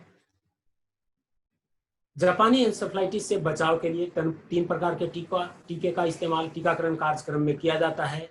इस पर ज्यादा चर्चा नहीं करेंगे। अभी बिहार में मात्र 2 प्रकार के टीके उपलब्ध हैं। पहला टीका ऊपर में SA-14-14-2, यह टीका अभी 24 जिलों में जहां जेई का टीकाकरण हो रहा है वहां चल रहा है। इन 24 जिलों में जब अभियान भी हुआ था तो इसी टीके के माध्यम से अभियान किया गया था। यह जो है SA-14-14-2 ये चेंगडू चाइना की कंपनी है जहां से आती है और यह टीका घुला हुआ नहीं रहता है। इसमें घोलक अलग से आता है, फॉस्फेट बफर सॉल्यूशन इसका घोलक होता है और यह टीका सबक्यूटेनियस बाईं ऊपरी बाह में दिया जाता है। लेकिन इसके बारे में अधिक चिंता करने की जरूरत आपको नहीं है क्योंकि आपके जिलों में 2 नंबर पर जो वैक्सीन दिख रही है यह जेनवैक कंपनी जो भारत की कंपनी है इसके द्वारा सप्लाई किया जा रहा है और यह टीका मांसपेशी में दिया जाना है। यही टीका आपके जिले में उपलब्ध कराई जा रही है और यह टीका 1 से 5 वर्ष तक के बच्चे को दाहिना मध्य जांघ के बाहरी भाग में दिया जाना है एवं 5 वर्ष से ऊपर के बच्चों को बाईं ऊपरी बाह में दिया जाना है। 5 वर्ष से ऊपर के बच्चों को बाईं ऊपरी बाह में इसलिए दिया गया है ताकि यह अभियान विद्यालय में भी चलना है और इसमें बच्चे और बच्ची दोनों को टीका दिया जाना है और जांघ में देने में बड़े बच्चों को परेशानी होगी। अतः 5 वर्ष से ऊपर के बच्चों को बाईं ऊपरी बाह में यह टीका दिया जाना है। और यह टीका चूंकि पहले से घोला हुआ आ रहा है, सर के द्वारा बता दिया गया है कि इसमें ओपन वाइल पॉलिसी लागू है, अर्थात जिस दिन से टीका खुलेगा खुलने के बाद इस पर तिथि हम डालेंगे और खुलने के बाद 28 दिन तक यह हम टीकाकरण में उपयोग कर सकते हैं। तीसरा टीका पर चर्चा इसलिए नहीं किया जाएगा कि यह टीका अभी सप्लाई नहीं है और आपके जिलों को नहीं दिया जाएगा। जेई का टीका पूर्णतः सुरक्षित है तथा अधिकतर लोगों में टीका लगाने के बाद कोई साइड इफेक्ट महसूस नहीं होता है, न के बराबर इसका साइड इफेक्ट है, बिल्कुल पूर्णतः सुरक्षित है। इसलिए टीकाकर्मी को विशेष चिंता करने की आवश्यकता नहीं है और साथ ही साथ इंट्रामास्कुलर पड़ना है, इसलिए भी कम परेशानी है। तो यह टीका पूर्णतः सुरक्षित है। जेई का टीका किसको लगाना चाहिए? सभी बच्चे इस अभियान के तहत जो 1 वर्ष से 15 वर्ष के बीच के हैं उनको जेई का टीका दिया जाना है। अभियान समाप्त होने पर जेई के टीके नियमित टीकाकरण के तहत पहला टीका 9 से 12 माह के बच्चों को दिया जाएगा, दूसरा टीका 16 से 24 माह के बच्चों को दिया जाएगा नियमित टीकाकरण में। लेकिन इस अभियान में 1 से 15 वर्ष तक के बच्चों को दिया जाएगा। ध्यान रखना है, एमआर के तरीके से नहीं करना है, अर्थात किसी भी हाल में इस अभियान के तहत 1 वर्ष से कम उम्र के बच्चों को जेई का टीका नहीं दिया जाना है। जेनवैक का एक टीका 1 से 5 वर्ष तक के बच्चों को दाहिने मध्य जांघ, जिसके बारे में हम चर्चा कर लिए, और जो पहले चर्चा कर रहे थे जो चाइना वाली वैक्सीन है चेंगडू चाइना की AC1414-2, उसका टीका बाईं ऊपरी बाह में यदि कभी आपके जिले में सप्लाई की जाती है नियमित टीकाकरण में, उस परिस्थिति के लिए कि एनएम को प्रशिक्षित कर दिया जाए टीकाकर्मी को कि जब यह टीका आएगा तो यह टीका बाईं ऊपरी बाह में सबक्यूटेनियस दिया जाएगा। सो प्रशिक्षण के लिहाज से, ताकि आगे आने वाले समय में परेशानी नहीं हो। साथ ही साथ यह भी ध्यान रखने की बात है कि यह दोनों प्रकार के वैक्सीन इंटरचेंजेबल हैं, अर्थात यदि किसी बच्चे को आज जेनवैक का वैक्सीन दिया गया है, आने वाले समय में यदि SA1414-2 का वैक्सीन सप्लाई किया जाता है, आपको दिया जाता है, तो पहले यदि जेनवैक का टीका पड़ा है तो बाद में यह भी टीका दिया जा सकता है, या किसी बच्चे को पहले SA1414-2 का सबक्यूटेनियस टीका दिया गया है तो बाद में यह टीका उसको इंट्रामस्कुलर दिया जा सकता है। तो इंटरचेंजेबल है, इसके लिए कोई परेशानी नहीं है। सिर्फ ध्यान रखने वाली बात यह होगी कि इस टीका में घोलक साथ में आता है और घोलने के बाद मात्र 4 घंटा उपयोग होगा, जबकि अभी जो आपको जिले को टीका दिया जा रहा है यह टीका में घोलक अलग से नहीं होता है, यह टीका घुला हुआ है और यह आपको 28 दिन तक कार्यक्रम में इसका हम उपयोग करेंगे ओपन वाइल पॉलिसी में। किन परिस्थितियों में जेई का टीका नहीं लगना चाहिए? किसी को पहले जेई का टीका लगने पर यदि इससे गंभीर प्रतिक्रिया हुई है, ऐसे बच्चों को हम टीका नहीं देंगे। यदि किसी बच्चे को 102 डिग्री से अधिक बुखार है, इस परिस्थिति में भी उस बच्चे को टीका हम नहीं देंगे, और जब बच्चे का बुखार उतर जाएगा, बच्चा ठीक हो जाएगा, तब हम उसको टीका लगाने का प्रयास करेंगे। तो 102 डिग्री से अधिक बुखार वाले बच्चों को यह टीका न दिया जाए, और यदि किसी बच्चे को गंभीर एलर्जी हुई है पहले इस टीका से, उसको भी ये टीका नहीं दिया जाना है। जेई टीका का रखरखाव 2 डिग्री से 8 डिग्री के बीच में इस वैक्सीन को रखा जाना है। इसी तापक्रम के बीच में यह वैक्सीन पूर्णतः सुरक्षित रहता है और सही रहता है। तो इसका रखरखाव 2 से 8 डिग्री के बीच में करना है, अर्थात PHC या किसी भी स्तर पर इसको डीप फ्रीजर में नहीं रखा जाना है, इसको हम ILR में रखेंगे और 2 से 8 डिग्री के बीच का तापमान बनाए रखना है टीके के सुरक्षित रहने के लिए। वैक्सीन को ठंडी और साफ जगह पर रखें और सीधे धूप की रोशनी से इसको बचाना है, सूरज की रोशनी में नहीं रखा जाता। वैक्सीन का दुष्प्रभाव के बारे में, तो जेई वैक्सीन का कोई गंभीर दुष्प्रभाव नहीं है।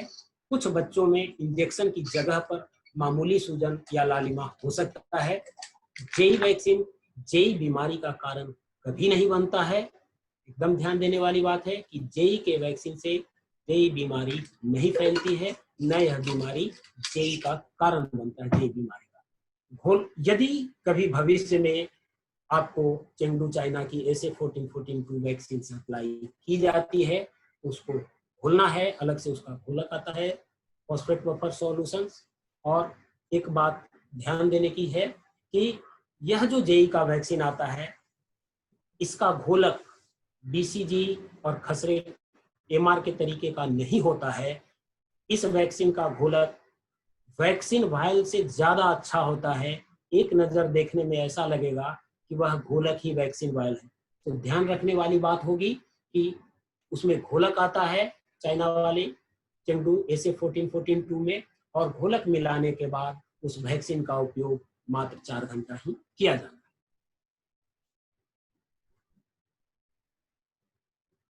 जेई टीका के मुख्य निर्देश है, एक समय पर कभी भी जेई का एक ही वायल खोलें। ऐसा कभी कभी सत्रों पर देखा जाता है अभियान के दौरान कि 4 वायल 5 वायल एक साथ खोल के रख लेते हैं और धीरे धीरे हम बच्चों को टीका देते रहते हैं। तो ऐसा नहीं होना चाहिए। किसी भी सत्र पर एक समय में एक ही जेई का वैक्सीन वायल खोलें, उसको समाप्त हो जाने के उपरांत ही दूसरा जेई का वैक्सीन वायल खोलें। तो एक समय में कोई एक ही जेई के वैक्सीन वायल को खोला जाना है।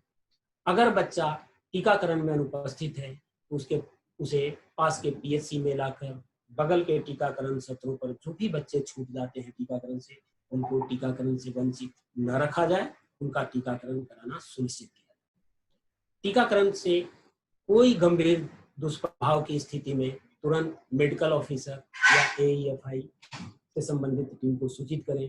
अर्थात इस परिस्थिति में यदि किसी सत्र पर आकस्मिक कुछ दुष्प्रभाव आती है तो तुरंत आप प्रभारी चिकित्सा पदाधिकारी या संस्थान के प्रभारी से संपर्क करें ताकि उनको ससमय उपचार किया जा सके।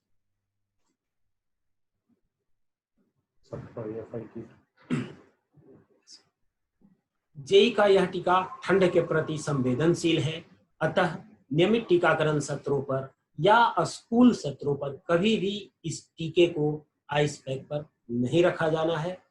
इस टीके को किसी भी सत्र पर कभी भी आइस पैक पर नहीं रखा जाना है, क्योंकि यह ठंड के प्रति संवेदनशील है। तो आइस पैक पर रखने से यह टीका की गुणवत्ता में कमी आ जाएगी, इसलिए इसे आइस पैक पे नहीं रखा जाना है। अगला लाइन आप देख रहे होंगे कि बिल्कुल रीड किया गया है और इसको अच्छे से ध्यान देंगे।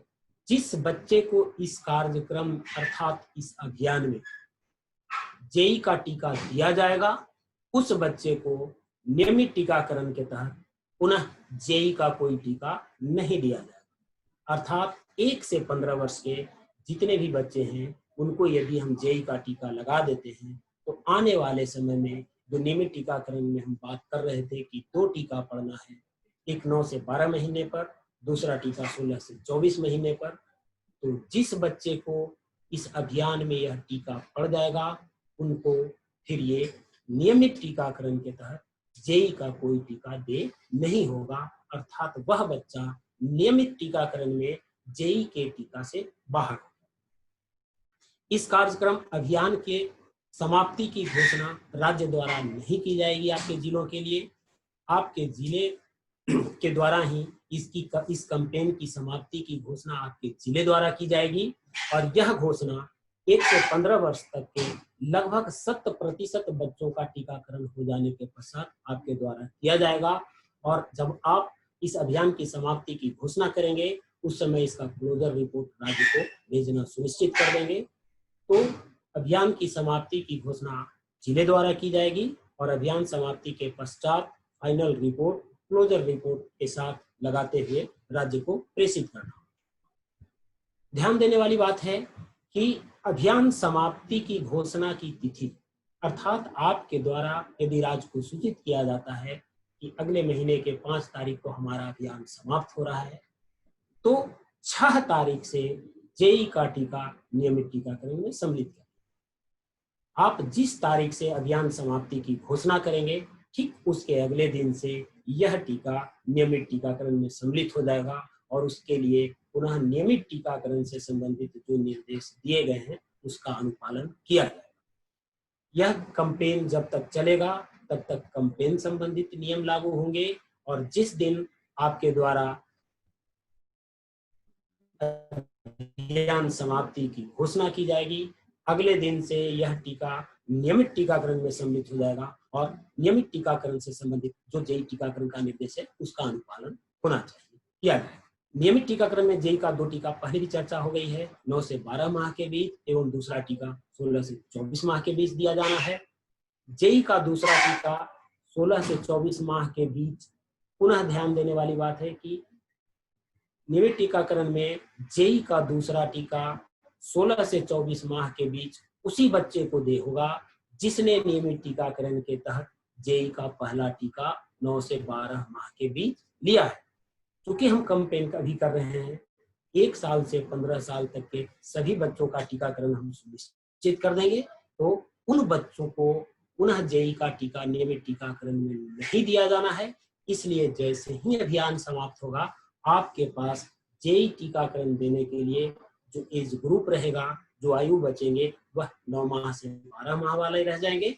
अर्थात उन बच्चों को नियमित टीकाकरण में 9 माह से 12 माह वाले बच्चे को जेई का पहला टीका देंगे, और यही बच्चे जब 16 से 24 माह में पहुंचेंगे तब इनको जेई का दूसरा टीका दिया जाएगा। नियमित टीकाकरण में जेई का जो भी टीका पड़ेगा, जब अभियान आप समाप्त कर लेंगे और नियमित टीकाकरण में यह टीका सम्मिलित कर लिया जाएगा, उस वक्त जो भी जेई का टीका पड़ेगा नियमित टीकाकरण के तहत, उसे नियमित टीकाकरण के टैली सीट में भरा जाएगा, और नियमित टीकाकरण के टैली सीट में भरने के साथ ही साथ HMIS के पोर्टल पर भी उस आंकड़े को संधारित किया जाएगा, और नियमित टीकाकरण के टैली सीट और HMIS में पूर्व से ही जेई प्रथम खुराक और जेई द्वितीय खुराक दोनों के कॉलम बने हुए हैं, जिसका उपयोग करेंगे। तो नियमित टीकाकरण में जब हम जेई के टीके को सम्मिलित करेंगे, उस समय से इसके आंकड़े, आच्छादन आंकड़े को अभियान के तहत हम न भेजेंगे, जेई के टैली सीट में अलग से हम न भरेंगे, सिर्फ नियमित टीकाकरण के टैली सीट में हम इस आच्छादन आंकड़े को संकलित करेंगे और HMIS पर देना सुनिश्चित करेंगे। लेकिन जब तक यह अभियान चलेगा, तब तक नियमित टीकाकरण के टैली सीट में इसके आच्छादन को नहीं लिया जाना है, और ना ही HMIS के पोर्टल पर इसको प्रतिवेदित करना है। एक बात और ध्यान देना है कि नियमित टीकाकरण में जेई का पहला टीका 9 से 12 महीने में पड़ेगा। अभियान समाप्त होते ही तुरंत अगले दिन से यह टीका नियमित टीकाकरण में सम्मिलित हो जाएगा, और नियमित टीकाकरण में पूर्ण टीकाकरण का जो उम्र होता है वह 9 से 12 महीने का होता है। और चूंकि अभियान समाप्त होते ही यह नियमित टीकाकरण में सम्मिलित हो जाएगा, इसलिए पूर्ण टीकाकरण में इस जेई के टीके को जोड़ लिया जाएगा। इसको मान्यता प्रदान कर दिया जाएगा कि जिस दिन आपका यहाँ अभियान समाप्त हो गया, उस दिन से जो पूर्ण टीकाकरण की परिभाषा है उसमें इस जेई के प्रथम खुराक को जोड़ दिया जाएगा। जबकि संपूर्ण टीकाकरण में इस टीके की मान्यता 4 माह के बाद दी जाएगी। वह इसलिए कि पहले भी कह चुके हैं कि जेई का टीका जब टीकाकरण में सम्मिलित होगा, इस परिस्थिति में जेई का दूसरा टीका उसी बच्चे को दिया जाएगा जिस बच्चे को नियमित टीकाकरण में 9 माह से 12 माह में पहला टीका पड़ा है। तो जब अभियान समाप्त होगा, इस परिस्थिति में आपके यहाँ सिर्फ और सिर्फ 9 माह से 12 माह वाले बच्चे बचेंगे, जिनको जेई का प्रथम टीका देंगे, और प्रथम टीका में पूर्ण टीकाकरण में जेई का टीका सम्मिलित कर लिया जाएगा। अब यही बच्चा जब 16 माह का होगा और 12 माह से 16 माह पहुंचने में 4 महीने की अवधि लगेगी, इसीलिए संपूर्ण टीकाकरण में यह टीका 4 महीने के बाद जोड़ेगा। जेई का टीका नियमित टीकाकरण में छूटे हुए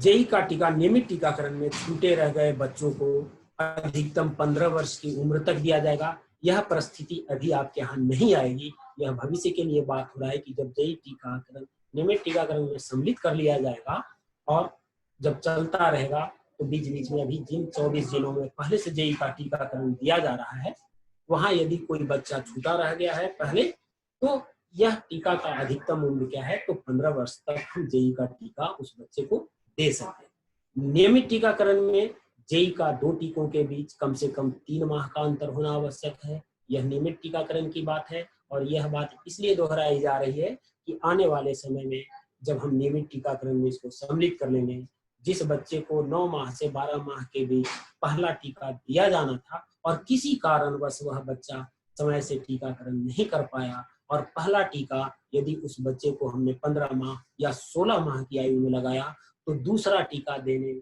जब हम उसको देंगे, तो यह जो लेट टीकाकरण हमारे द्वारा किया गया है या टीका लेने में उसको विलम्ब हुआ, किसी कारणवश नहीं आया, उपस्थित हो पाया, तो जब हम लेट टीकाकरण करेंगे उस परिस्थिति में यदि हम जेई का पहला टीका ही 15 और 16 माह में दे रहे हैं तो दूसरा टीका जो हम देंगे तो दोनों टीकों के बीच में कम से कम 3 माह का अंतर होना आवश्यक है। टीकाकरण कार्ड जो दिया जाना है उसकी प्रति आपके सामने दिखाई जा रही है, जिसको भरने के लिए एएनएम को अच्छी तरीके से बता दिया जाए। और पुनः दोहरा रहे हैं कि जिन बच्चों को भी इस कार्यक्रम, इस अभियान के तहत जेई का टीका दिया जाएगा, उन बच्चों को यही कार्ड दिया जाना है। यह कार्ड 2 पन्ने की नहीं है, यह कार्ड 2 पन्ने की नहीं है, यह सिंगल पन्ना है जिसकी प्रिंटिंग आप आगे पीछे कराएंगे। ऐसा नहीं कि हम दिखा रहे हैं तो दोनों पन्ना अलग अलग होगा, ऐसा बात नहीं है। यह पोस्ट कार्ड साइज का है और इसकी प्रिंटिंग आप आगे पीछे कराएंगे। जेई टीकाकरण कार्ड का प्रिंटिंग कराने के लिए जो आपके यहाँ लाभार्थी की संख्या है 1 से 15 वर्ष के बच्चों की, जितना संख्या है प्लस 5% जोड़ करके इस टीकाकरण कार्ड का प्रिंटिंग करवा लेंगे, ताकि सभी टीकाकरण से आच्छादित बच्चों को जेई का टीकाकरण कार्ड दिया जा सके। और बाद में जब हम जांच करें कि बच्चे ने जेई का टीका लिया है या नहीं लिया है तो इस कार्ड के माध्यम से पता चलेगा। इस अभियान के तहत मार्कर पेन नहीं दिया जा रहा है। मार्कर पेन इसलिए नहीं दिया जा रहा है कि मार्कर पेन बच्चे को टीका पड़ा है या नहीं पड़ा है, ये मॉनिटरिंग पर्पस से होती है।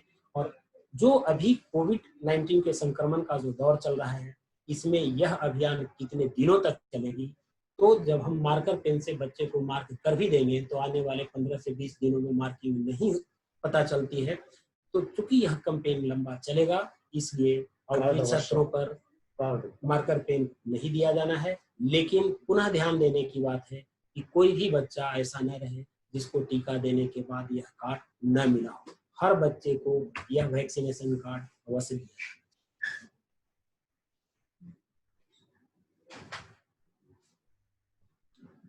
अभी आपके सामने स्क्रीन पर आप देख रहे होंगे यह अपील का प्रपत्र है, जिसकी सॉफ्ट कॉपी आपको उपलब्ध करवा दी गई है। और यह टीकाकरण के बारे में आम जनमानस में प्रत्येक अभिभावक को इस टीकाकरण के बारे में जानकारी देने के उद्देश्य से बनाई गई है। अर्थात यदि आशा या अन्य मोबिलाइजर अभी घर घर जाकर के सर्वे करती है, बच्चों की सूची तैयार करती है, तो इसका यदि आप मुद्रण करवा लेते हैं, हर घर में यदि एक दे देते हैं, तो जेई टीकाकरण के बारे में हमारे समाज में व्यापक प्रचार प्रसार होगा। और जो विगत पहले जिन जिलों में जेई के अभियान चलाए गए हैं, वहाँ जेई टीकाकरण से जागरूकता उत्पन्न करने में इसका महत्वपूर्ण योगदान रहा है, महत्वपूर्ण स्थान रहा है। और इस अपील के माध्यम से आम जनमानस में इस कार्यक्रम के बारे में व्यापक प्रचार प्रसार किया गया है। तो यह अपील हर घर में यदि आप भेज देते हैं आशा अन्य मोबिलाइजर के द्वारा सर्वे के दौरान, तो कार्यक्रम का प्रचार प्रसार बहुत अच्छा होगा। और इसकी प्रिंटिंग की बात है तो आपके पास पोलियो के आंकड़े हैं या अभी तुरंत कोविड-19 के तहत घर घर का सर्वे कराया गया है, जिससे आप कुल घरों की संख्या प्राप्त कर सकते हैं। और इसकी गाइडलाइन है अपील का कि हर घर में एक देना है। तो आप जितना आपके यहाँ हाउस होल्ड है, जितना घर आपने सर्वे किया है, उसके आधार पर इसका मुद्रण आप करवा सकते हैं और उन मुद्रित अपील का वितरण घर घर में करवा सकते हैं, ताकि जेई का टीकाकरण का व्यापक प्रचार प्रसार सुनिश्चित किया जा सके।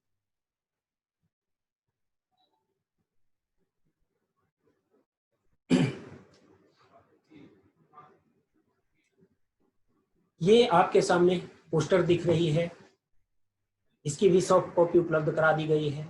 यह प्रत्येक बाह्य सत्र के लिए एक है और जब स्कूल अभियान चलेगा तो एक विद्यालय के लिए 4 पोस्टर देने। पीला में बोल्ड अक्षर में लिख दिया गया है, पोस्टर एवं बैनर पर आवश्यकता अनुसार जिला का नाम तथा तिथि को बदलना। ये स्टेट के द्वारा अभी 2 जिले में अभियान पूर्व में चलाया जा रहा था, शिवहर और सीतामढ़ी में, वहां के लिए ये डिजाइन किया गया था। सो डिजाइन यही रहेंगे, लेकिन जब आप अपने यहाँ से मुद्रण कराएंगे तो तिथि बदल लेंगे, जिला का नाम में अपने जिला का नाम यहाँ अंकित करा लेंगे और ये पोस्टर को पर्याप्त मात्रा में मुद्रण कराकर कार्यक्रम का प्रचार प्रसार हेतु उपयोग।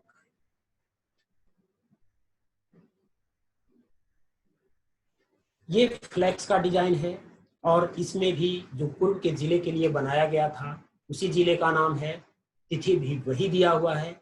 इसके लिए भी वो चीजें लागू होगी कि आप जब मुद्रण इसका करवाएंगे, इस बैनर का जब प्रिंटिंग करवाएंगे, इसमें तिथि आप अपने स्तर से बदल देंगे, जिले का नाम अपना अंकित करा लेंगे। और यह फ्लैक्स 2 प्रकार का बनना है। एक, जितना भी हमारा सत्र आयोजित होगा उन सत्रों पर इस फ्लैक्स का प्रदर्शन होना है ताकि कार्यक्रम का प्रचार प्रसार हो, टीकाकरण का प्रचार प्रसार हो और आम लोगों को पता चल पाए कि आज किस सत्र पर जेई का टीका दिया जा रहा है। इसका मुद्रण करवाने के लिए आपका जो जिले का कैलकुलेशन होगा वह है प्रत्येक टीकाकर्मी के लिए 4, अर्थात एक टीकाकर्मी पर यह 4 बैनर मुद्रण करवाना है जिसका साइज रहेगा 4 फीट बाय 2 फीट। 4 का जिक्र इसलिए किया जा रहा है कि प्रथम चरण में उनको 2 फ्लैक्स उपलब्ध करवाया जाए और जहां भी हमारा सत्र आयोजित हो उस पर एक बाहर में और एक जहां टीकाकर्मी बैठ के दे रहे हैं उसके पीछे लगा दें। 4 बाई 2 का यह बैनर बनेगा और यह बैनर का प्रदर्शन टीकाकरण सत्रों पर किया जाना है। 2 एक्स्ट्रा इसलिए कहा जा रहा है ताकि कैंपेन लंबा चलेगा और बहुत जगह ऐसी शिकायत मिलती है कि हमने जो बैनर टांगा था उसको ग्रामवासियों के द्वारा या किसी अन्य के द्वारा या रास्ते में कहीं खो गया, किसी ने उठा लिया। उस परिस्थिति में आने वाले दिनों में सत्र पर बैनर की कमी न हो, इसलिए प्रति टीकाकर्मी कम से कम यह 4 बैनर छपाया जाना है। और बहुत जगहों पर एमआर कैंपेन में या अन्य कैंपेन में ऐसा देखा जाता है कि एक ही बार 4 बैनर टीकाकर्मी को उपलब्ध करा दिया जाता है और एक समय के बाद पता चलता है कि 4 का 4 बैनर गुम हो गए। तो किसी भी परिस्थिति में 4 बैनर उनको उपलब्ध न करवाया जाए, मात्र 2 बैनर उनको दिया जाए। यदि वह बैनर कहीं खोता है या गुम होता है, फट जाता है, तो इस विशेष परिस्थिति में फिर उनको उपलब्ध कराया जाए। तो 2 बैनर रिजर्व में रखा जाना है। तो प्रत्येक टीकाकर्मी के हिसाब से 4 बैनर की प्रिंटिंग की जानी है, 4 बैनर्स का मुद्रण करवाया जाना है जिसका साइज होगा 4 बाई 2 का। इसी फ्लैक्स को बड़े साइज में प्रचार प्रसार हेतु प्रमुख चौक चौराहों पर लगाने के लिए जो हमारा पोलियो का बैनर साइज होता है 6 फीट बाई 2.5 फीट, उस साइज का हम बना लेंगे ताकि प्रखंड में, जिला मुख्यालय में जो प्रमुख चौक चौराहे हैं, बस स्टैंड है, रेलवे स्टेशन से जहाँ पे लोगों का आना जाना ज्यादा है वहां पर इसको लगाया जा सके और कार्यक्रम से संबंधित प्रचार प्रसार कराया जा सके। तो यह फ्लैक्स 2 प्रकार का बनेगा। सत्र पर लगाने के लिए 4 फीट बाई 2 फीट का बनेगा, जबकि प्रमुख चौक चौराहे एवं अन्य स्थानों पर कार्यक्रम के प्रचार प्रसार के लिए 6 फीट बाई 2.5 फीट।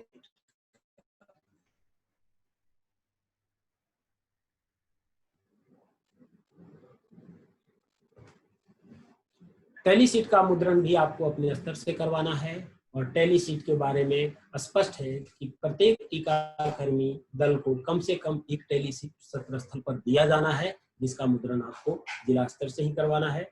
इसकी गणना जितना आप इधर आउटरीच सत्र करेंगे, एक तो यह देखना होगा कि आपके प्रखंड में 1 माह में जितना सत्र हो रहा है, इसके अलावे दिए गए निर्देश के अनुसार उन सत्रों पर 2 बार अलग से सत्र आयोजित किया जाना है, अर्थात 1 महीना में जितना सत्र आप कर रहे हैं उसका 3 गुना तो सिर्फ नियमित टीकाकरण सत्र पर ही टेलीसीट की खपत होगी।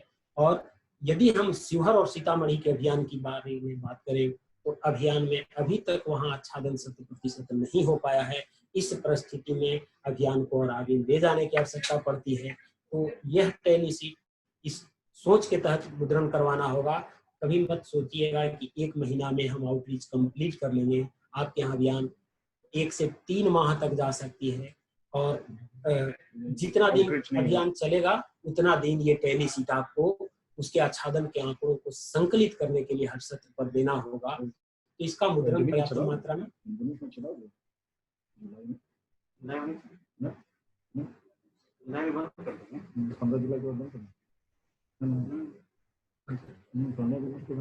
जितना कवर 1 महीना का ही टारगेट रखिए।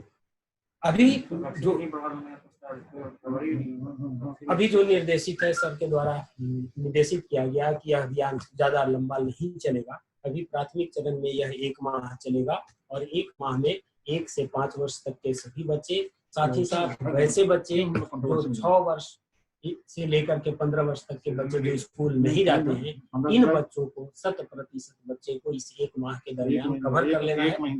तो यह टेलीसीट का मुद्रण अभी 1 माह के लिए उसी हिसाब से मुद्रण कराएंगे। बाद में जैसा कैंपेन आगे बढ़ेगा उसके बारे में आगे से मुद्रण करवाया जाएगा। 15 जुलाई लास्ट। तो यह अभियान अभी 15 जुलाई तक चलेगा और 15 जुलाई के बाद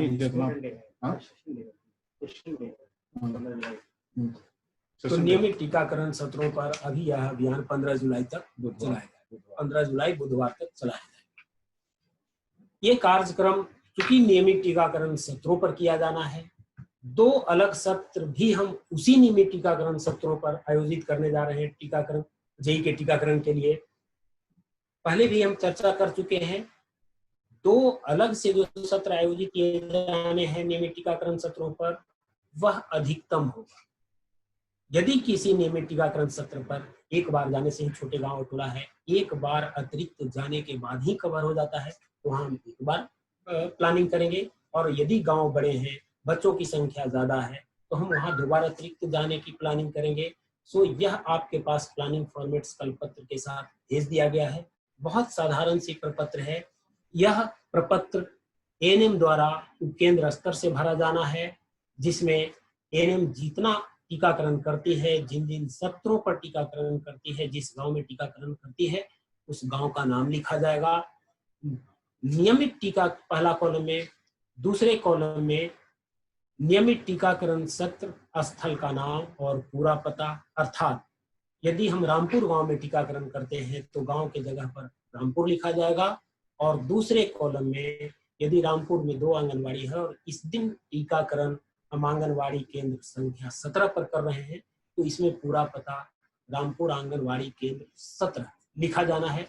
इसी प्रकार से यदि उस गांव में आप सामुदायिक भवन में टीकाकरण करते हैं या किसी के दरवाजे पर करते हैं, तो जहां भी टीकाकरण स्थल आपका है उसका स्पष्ट पता इसमें लिखा जाना है।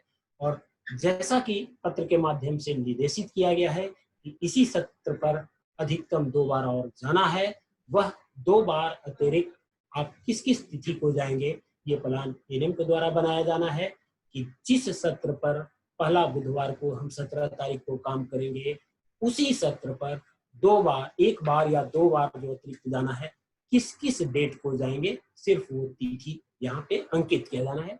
तो यह प्रपत्र एएनएम के द्वारा उपकेंद्र के द्वारा भरा जाना है और यह प्रपत्र भरने के बाद वह प्राथमिक स्वास्थ्य केंद्र पर इसे प्रेषित कर देंगी और प्राथमिक स्वास्थ्य केंद्र स्तर से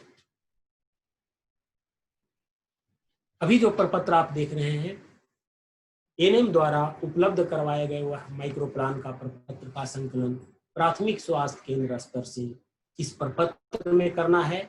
और आप जो संकलन करेंगे उसमें कुछ नहीं है, स्वास्थ्य उपकेंद्र का नाम लिखेंगे, कुल नियमित टीकाकरण सत्र की संख्या लिखेंगे, उसमें कुल कितना नियमित टीकाकरण सत्र इस उपकेंद्र के तहत है, और नियमित टीकाकरण सत्र के अलावा जेई टीकाकरण हेतु सत्र की संख्या। जेई टीकाकरण हेतु सत्र की संख्या इसलिए दिया गया है कि हो सकता है कि किसी सत्र पर 1 बार आप अतिरिक्त भेजें या किसी सत्र पर 1 से अधिक 2 बार आप भेजें। तो कुल कितना अतिरिक्त सत्र आप आयोजित कर रहे हैं, मात्र इसकी संख्या इसमें भर दी जानी है उपकेंद्र पर। और यह प्रपत्र प्रखंड द्वारा भरा जाएगा। इसी प्रकार से जिले स्तर पर प्रखंडवार यह संकलित करके राज्य स्तर को प्रेषित किया जाना है। और तीनों प्रकार के प्रपत्र आपको कल भेजे गए लेटर के साथ, गाइडलाइन वाली जो कल लेटर गई है उसके साथ भेज दिया गया है। तो धन्यवाद। यह जो कैंपेन अभियान या कार्यक्रम कहे जो चलाया जाना है 17 तारीख से, उसके बारे में मुख्य बातें आपको बताई गई है, एक गाइडलाइंस दिया गया है। इस गाइडलाइन का अनुपालन करते हुए आपके यहाँ टीकाकरण जेई का टीकाकरण कराया जाना सुनिश्चित किया जा रहा है।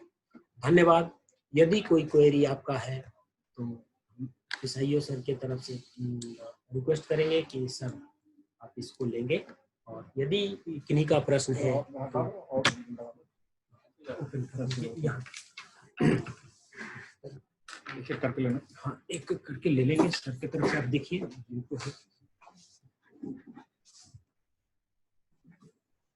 हम पहले बोल देते हैं थोड़ा। एक, हाँ मेरा माइक कर दे दो ऑन। एक, हाँ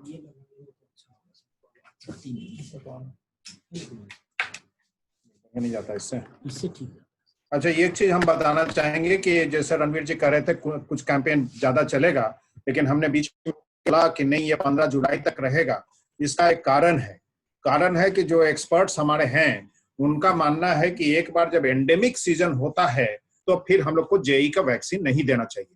इसका कारण रणवीर जी ने अपने शुरू के प्रेजेंटेशन में बताया था कि जेई वैक्सीन से जेई नहीं होता है, लेकिन किसी जेई हुए बच्चे को वैक्सीन दिया हम लोग तो इल्जाम आएगा ही। इसीलिए हम लोग 15 जुलाई पे जितना मास इसको जितना प्रेशर फोर्स लगा के जिस तरह से आपने कैंपेन किया, सर्वे कराया, जितना जी जान लगा के ताकत लगा के किया, बस उतना ही करके इसको रोक देना है। बाकी का जो होगा हम लोग आगे का गाइडलाइन जब देंगे, आगे निर्देशित करेंगे, उसके बाद से होगा। ठीक है, इसके संबंध में कोई अगर क्वेरी होगा तो एक जो क्वेरी पूछने के समय सभी लोग अटेंटिव रहेंगे और एक ही क्वेरी को अन्य जिले से ना पूछा जाए। सभी लोग अटेंटिव रहेंगे तो एक क्वेरी को अगर पूछते हैं तो उन्हीं का क्वेरी के मिलता जुलता और लोगों का होगा। उसके अलावे आपने देखा होगा कि हम लोगों ने जेई का एक व्हाट्सएप ग्रुप बना दिया है आपके 9 जिले के सभी पार्टनर्स और सभी लोगों को, सभी डीआईओज और सभी हमारे डाटा एंट्री ऑपरेटर्स जुड़े हुए हैं। तो कुछ क्वेरी उस पे आएगा तो हम लोग देन एंड देयर सॉल्व करेंगे। अभी का कुछ अर्जेंट है तो बताइए। हाथ उठाएंगे जिनको मुंगेर से सर। हाँ, नमस्ते सर। नमस्ते। डीआईओ मुंगेर जी डीआईओ बताइए। मुंगेर सर। हाँ बताइए सिन्हा साहब बताइए। हम लोगों का मार्च में प्रोग्राम शुरू होने वाला था और आईसी मटेरियल जो हम लोग पूरी तैयारी कर ली गई थी, क्या बोल रहे? उसमें जो डेट प्रदर्शित है उस डेट में, तो अब आईसी मटेरियल उसको यूज करें या ना करें, या फिर नया छपवाना होगा प्रोग्राम के अनुसार? के आईसी मटेरियल दोबारा नहीं छपवाएंगे, उसी का डेट और उसी का डेट को आप उस पे अगर जहां अगर बाकी लोग कृपया ना बात करें। बाकी लोग को म्यूट कर दो ना, सिर्फ एक ही बोलेंगे। इसी मटेरियल मुंगेर जो छपाए हुए हैं वही रहेगा।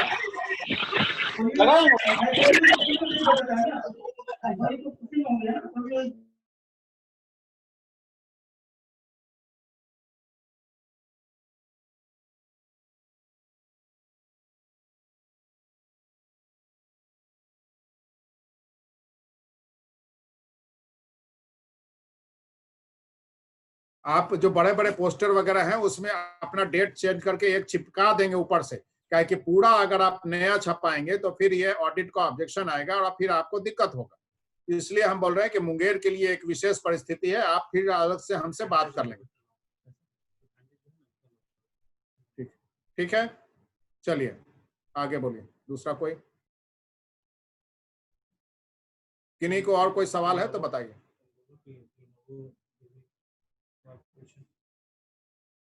तुम बोलो, नहीं बोल सकते। लेनेवो भाई प्लस जिनका है वो सवाल पूछे। आप अपना माइक अनम्यूट करके बोलिए। मधुबनी डीआईओ सर, मेरा एक क्वेश्चन है। हाँ बताइए, सर बोलिए। यूजुअली सर बुधवार और शुक्रवार वोटिंग किया जाता है और उसके अलावा जो बाकी 4 दिन है इसमें कैंपेन मोड हुआ, लेकिन कुछ स्टेशन साइट जो है वो सोमवार को शनिचर को भी आयोजित होता है और ये लिमिटेड है। तो उस देखिए विश्वकर्मा जी, हमको सिर्फ रिजल्ट से मतलब है, आप 1 महीना में कितना ज्यादा सेशन करके आप इसको कंप्लीट कर सकते हैं 3 हमने सहूलियत के लिए दिया है कि 3 कम से कम हो तो वहां कुछ का आच्छादन हो जाएगा। अगर आप उसको बढ़ा के चाहे एक ही सेशन पर आप भेज रहे हैं, आपके पास एएनएम है तो आप एक्स्ट्रा एएनएम भेज के करा लें तो आपका डबल हो जाएगा। देखिए, मैं यहां से हमारी टीम जो डीआईओस की जो टीम है वो हम अपने से ज्यादा काबिल मानते हैं, और इसीलिए मैं कभी भी नीचे के लेवल पर माइक्रो मैनेजमेंट में कभी नहीं जाता, आपको छोटा छोटा डायरेक्शन नहीं देता। मैं एक बृहत गाइडलाइन यहां से देता हूं जो कि हमें भारत सरकार से और हमारे प्रधान सचिव, सचिव और ईडी से प्राप्त होता है। इसके अतिरिक्त आप अपना डाटा देख लीजिए, आप अपना कवरेज देख लीजिए, आप अपना साइट देख लीजिए, आप अपना स्ट्रेंथ देख लीजिए एएनएम का, और उस हिसाब से करिए। इसमें आपको खुला छूट है, कोई हमारे तरफ से रेस्ट्रिक्शन नहीं है। आप 17 तारीख से शुरू कर सकते हैं। आप चाहें तो 17, 18, 19, 20 सब करें, हमें कोई आपत्ति नहीं है। हाँ, शर्त यही है कि आप जो पत्रकार लोग क्या करेंगे कि आपका सोशल डिस्टेंसिंग नहीं होगा तो अननेसेसरी फोटो खींच के भेजेंगे हमको। दूसरा ये होगा कि आपका वेस्ट डिस्पोजल सब जगह आपका सिरिंज का रैपर फेंका हुआ रहेगा। तो ये कुछ छोटी छोटी बातें हैं जो कि बहुत आप गंभीरता से आपको ध्यान में रखना होगा। इसके अतिरिक्त जो मैं देखता हूँ नहीं कि आप नहीं कर रहे हैं ये बात को, आई एम जस्ट रिटरिएटिंग कि ये सब बात पर आपको विशेष ध्यान रखना होगा कि सोशल डिस्टेंसिंग ब्रेक नहीं हो। इसके लिए आपको एक बार में सभी को नहीं बुलाना है, छोटा छोटा ग्रुप में बुला के करवाना है। जो आप कर रहे हैं, आप रूटीन इम्यूनाइजेशन में वो चीज कर रहे हैं, और आपकी टीम, विश्वकर्मा जी आपकी टीम स्ट्रांग है, आपकी टीम पर हमें फक्र है और आप कर लेंगे, हमको कोई दिक्कत नहीं होगी आपसे। और बताइए, और किन्हीं का सवाल? 6 साल से वैसे बच्चे जो नहीं हैं या स्कूल से जो स्कूल छोड़ चुके हैं, तो उन लोग को टीकाकरण करेंगे कि नहीं? अगर करेंगे तो जो शीट है उसमें तो उसको कैसे डालेंगे? देखिए, टीकाकरण का अभियान मैंने पहले बोला कि टीकाकरण जो चलेगा सत्र, उसमें एक दिन आप टीकाकरण के सभी वैक्सीन को ले जाएंगे। वो 10 वैक्सीन या 15 वाइल अतिरिक्त ले जाएंगे प्रथम दिन। बाकी के जो एक्स्ट्रा सेशन आप जेई कवरेज के लिए लगाएंगे उसमें सिर्फ और सिर्फ जेई का ही वैक्सीनेशन का कवरेज करेंगे। और ये जो आपको टीकाकरण जो जेई का करना है, इसको नियमित टीकाकरण वाले टैली शीट में नहीं अंकित करके, और इसको जो टैली शीट जो रणवीर जी बता रहे थे उसमें अंकित करना है। साथ ही साथ इसको HMIS में रिपोर्ट नहीं करना है। इसके लिए एक अलग से गूगल शीट का तो एक्सपर्ट हो गया आपका टीम, अलग से जो गूगल शीट रहेगा उस पे जाएगा। और ये हमारी पाथ की जो टीम है वो देख रही है और हमको सपोर्ट कर रही है। ये हमको दिल्ली ट्रांसमिट करना होगा कि वैक्सीन जो आपको कैंपेन के लिए दिया गया था वो सिर्फ कैंपेन में यूज हो रहा है। ठीक है, और कोई विश्वकर्मा जी सवाल होगा तो फोन पर पूछ लीजिएगा, बाकी लोगों को ये मौका मिलना चाहिए। कर दिया जाए। हमारे पास 6 मिनट और है टाइम है, चलिए टाइम है, चलिए टाइम है। और बताइए जी, विश्वकर्मा जी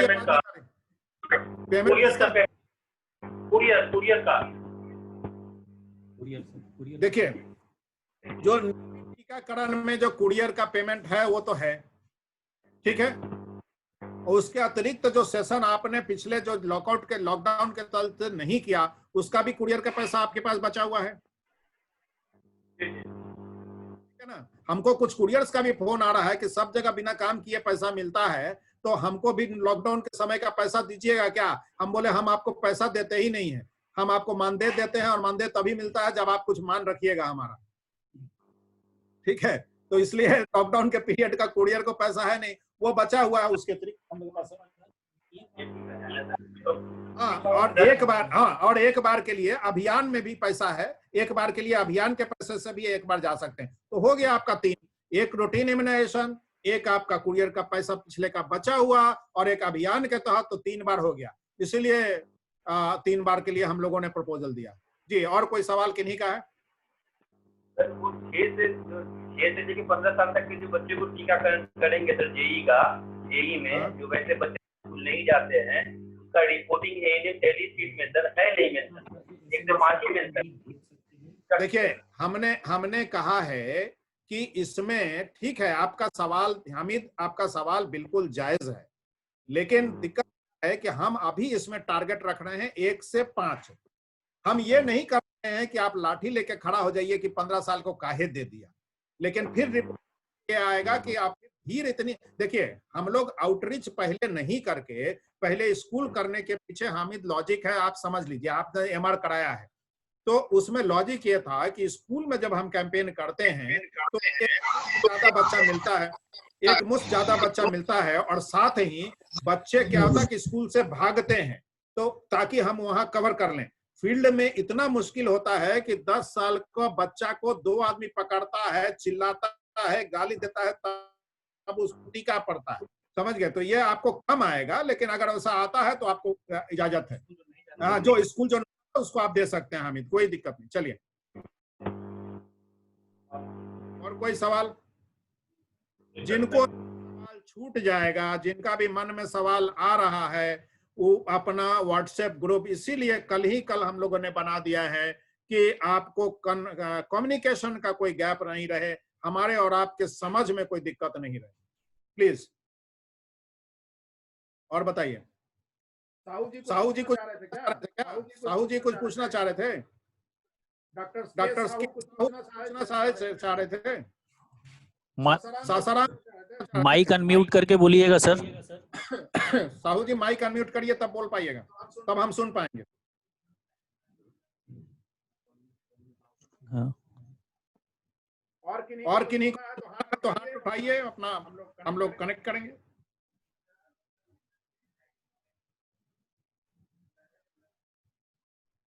हाँ ये हिमांशु शेखर बोलना चाहते हैं।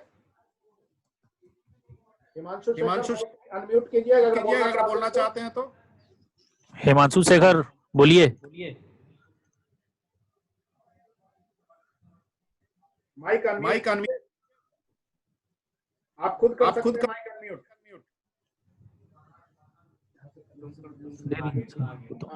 ठीक हाँ बोलिए।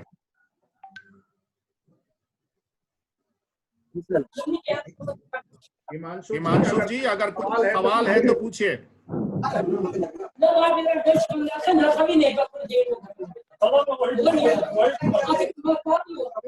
हिमांशु जी आपकी आवाज नहीं आ रही है। हाँ म्यूट कर। ठीक है पीएचसी डॉक्टर के साहू का ऐड था सर, रेज हैंड अगर वो बोलना चाहे तो। डॉक्टर साहू अगर आप कुछ बोलना चाहते हैं तो ठीक है, नहीं तो हम लोग क्लोज करेंगे। बाकी के सवाल हमारे व्हाट्सएप पे आएंगे, हम लोग जवाब देंगे।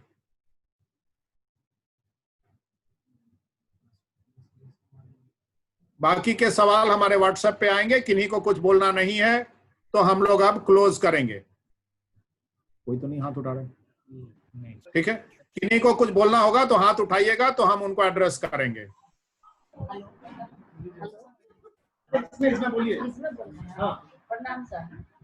प्रणाम बताइए। नौहट्टा से कुछ हाँ पीएससी नौहट्टा से बोलिए, क्या बोलना चाहते हैं? बोल रहे हैं सर कि एनएम आशा दीदी और आंगनबाड़ी दीदी को प्रोत्साहन राशि कुछ इसमें है कि नहीं? प्रोत्साहन राशि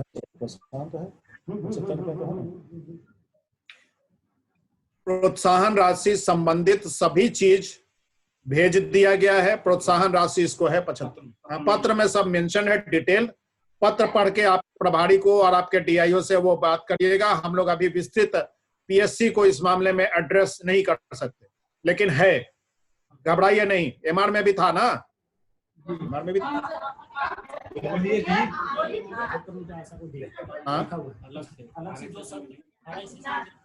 आरआई वाला जो सेशन है, उस सेशन के दिन कोई प्रोत्साहन राशि दे नहीं है, लेकिन आरआई सेशन के अलग से जो 2 सेशन लगेगा उसके लिए प्रोत्साहन एएनएम और आशा के लिए, डीआईओ के लिए नहीं है। डीआईओ के डाटा एंट्री ऑपरेटर के लिए नहीं है। एएनएम के लिए, आशा के लिए प्रोत्साहन राशि है। एसआईओ के लिए भी नहीं है। ठीक है, और बोलिए कोई है? ना चलो ठीक है। And with this, I would like to thank everybody and a special appreciation to my team. ED sir को उनके एब्सेंस में मैं थैंक यू बोलना चाहूंगा कि वो प्रोएक्टिवली हमको सपोर्ट करते हैं।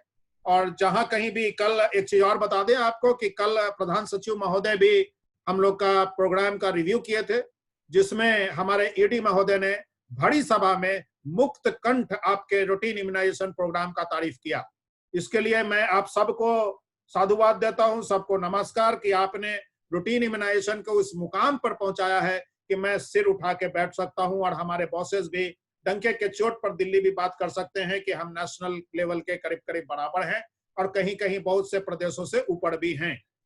और इसके लिए मैं पुनः अपने टीम में रणवीर जी, डॉक्टर कुणाल और सोनू, जो पूरी टीम है, पाथ की टीम है, सभी को, हमारे जो वहां क्षेत्र में जुड़े हुए हैं, WHO, यूनिसेफ, पाथ केयर, सभी जो भी हमारे सहयोग करते हैं, आप लोग ये जान लीजिए कि जो हमारे DIOs हैं, सहयोगी संस्थाओं से, सहयोगी कर्मियों से हमको कैसे काम लेना है, ये आपके अपने कार्यकुशलता पर, अपने का नेतृत्व क्षमता पर निर्भर करता है कि आप कैसे काम निकालते हैं और आपको काम कैसे करना है, कैसे आपसे उनसे काम लेना है, कहाँ क्या आवश्यकता है, कौन आदमी कहाँ फिट बैठेगा, वो आपको खुद जिले के हिसाब से तय करना है। और इसमें कोई दिक्कत आए, किसी भी पार्टनर एजेंसी से आपको दिक्कत आ रही है कि आपके कथनानुसार और आपके मार्गदर्शन में काम नहीं करते हैं, त्वरित हमको एक ग्रुप में सूचित करें, हमें फोन करके बताएं। अगर हम उपलब्ध नहीं है तो रणवीर जी, कुणाल जी, ये एक बात समझ लीजिए, आपको मैं बता दूं स्पष्ट कि हमारे साथ जो हमारे सेल में पार्टनर एजेंसी काम करते हैं, वो तनख्वाह सिर्फ अपने बाप से लेते हैं, काम मेरा करते हैं। समझ गए? मैसेज क्लियर है? तनख्वाह अपने जो भी ऑर्गेनाइजेशन है उनसे लेते हैं जिससे वो जुड़े हुए हैं, लेकिन अक्षरशः पालन हमारा करते हैं। और हमारा मतलब व्यक्तिगत नहीं, ये जो टोटल का टोटल हम लोग जो काम करने के लिए दृढ़ संकल्पित हैं कि हम लोग को राज्य को किस मुकाम पर पहुंचाना है, ये अलग अलग तरीके से काम करने से नहीं होगा।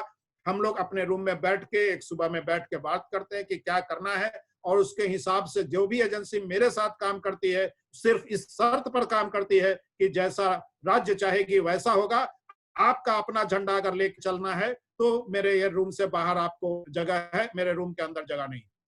तो इन शर्तों के साथ हम लोगों को सहयोग प्राप्त करते हैं, लेकिन साथ ही हम अपने पार्टनर्स को किसी भी हद तक सपोर्ट करने को तैयार होते हैं, कहीं भी पर्सनल हो कि प्रोफेशनल हो। अगर उनको कोई समस्या है तो मैं उसका निपटारा के लिए सदैव तत्पर रहता हूं, लेकिन शर्त एक ही है कि आप हमारे राज्य हित में, हमारे प्रोग्राम हित में काम करिए, और इसके लिए सब करते हैं। मैं हमारे ईडी महोदय आपको ये भी बता दूं कि हमारे एसपीओ जो UNDP हैं, उनके लिए ईडी कह रहे थे कि ये तो लगता ही नहीं है कि पार्टनर का है। हम कहे सर मेरे साथ काम करने वाला पार्टनर नहीं होता, वो हम घुल मिल जाता है। तो ये है, मैं पुनः सबको धन्यवाद दूं, रणवीर जी, विभीषण जी, सोनू, डॉक्टर दत्ता आए हैं पाथ के यहाँ हमारे साथ। आपको जो डाटा देखता है गूगल शीट पर संजीव दास है, वो भी पाथ का है। और फिर हमारी टीम जो WHO के भी लोग जुड़े हुए हैं, हमारे RTL भी जुड़े हुए होंगे इससे कहीं, तो वो सब लोग, और उनको मैंने बोला था कि अपने 9 जिलों के SMOs को भी जोड़ दीजिएगा, SMCs भी जुड़े हुए हैं। तो आप सबको बहुत बहुत धन्यवाद। और जो भी हमारे ग्रुप में है, JEE के ग्रुप में कोई भी सवाल हो तो हम लोग इसको एड्रेस करने के लिए सदैव तत्पर रहेंगे। इसके साथ पाथ के लोगों को आपके जिला में भेजा गया है, उनसे आप सहयोग लेंगे। हम लोग को कभी कभी दिक्कतें क्या आती है कि हम लोग कभी कभी पार्टनर एजेंसी को ये समझ लेते हैं कि हमको मेरे रूम के कोई झाड़ू देने वाला आ गया। ये नहीं भाई, समझिएगा, काम होगा। और जहां भाई आपको दुश्मन लगे तुरंत हमको बताइए, हम उनको ठीक करेंगे। धन्यवाद सबको, मेरा गुड विशेस और धन्यवाद। Thank you. हम बंद करते हैं, ठीक है।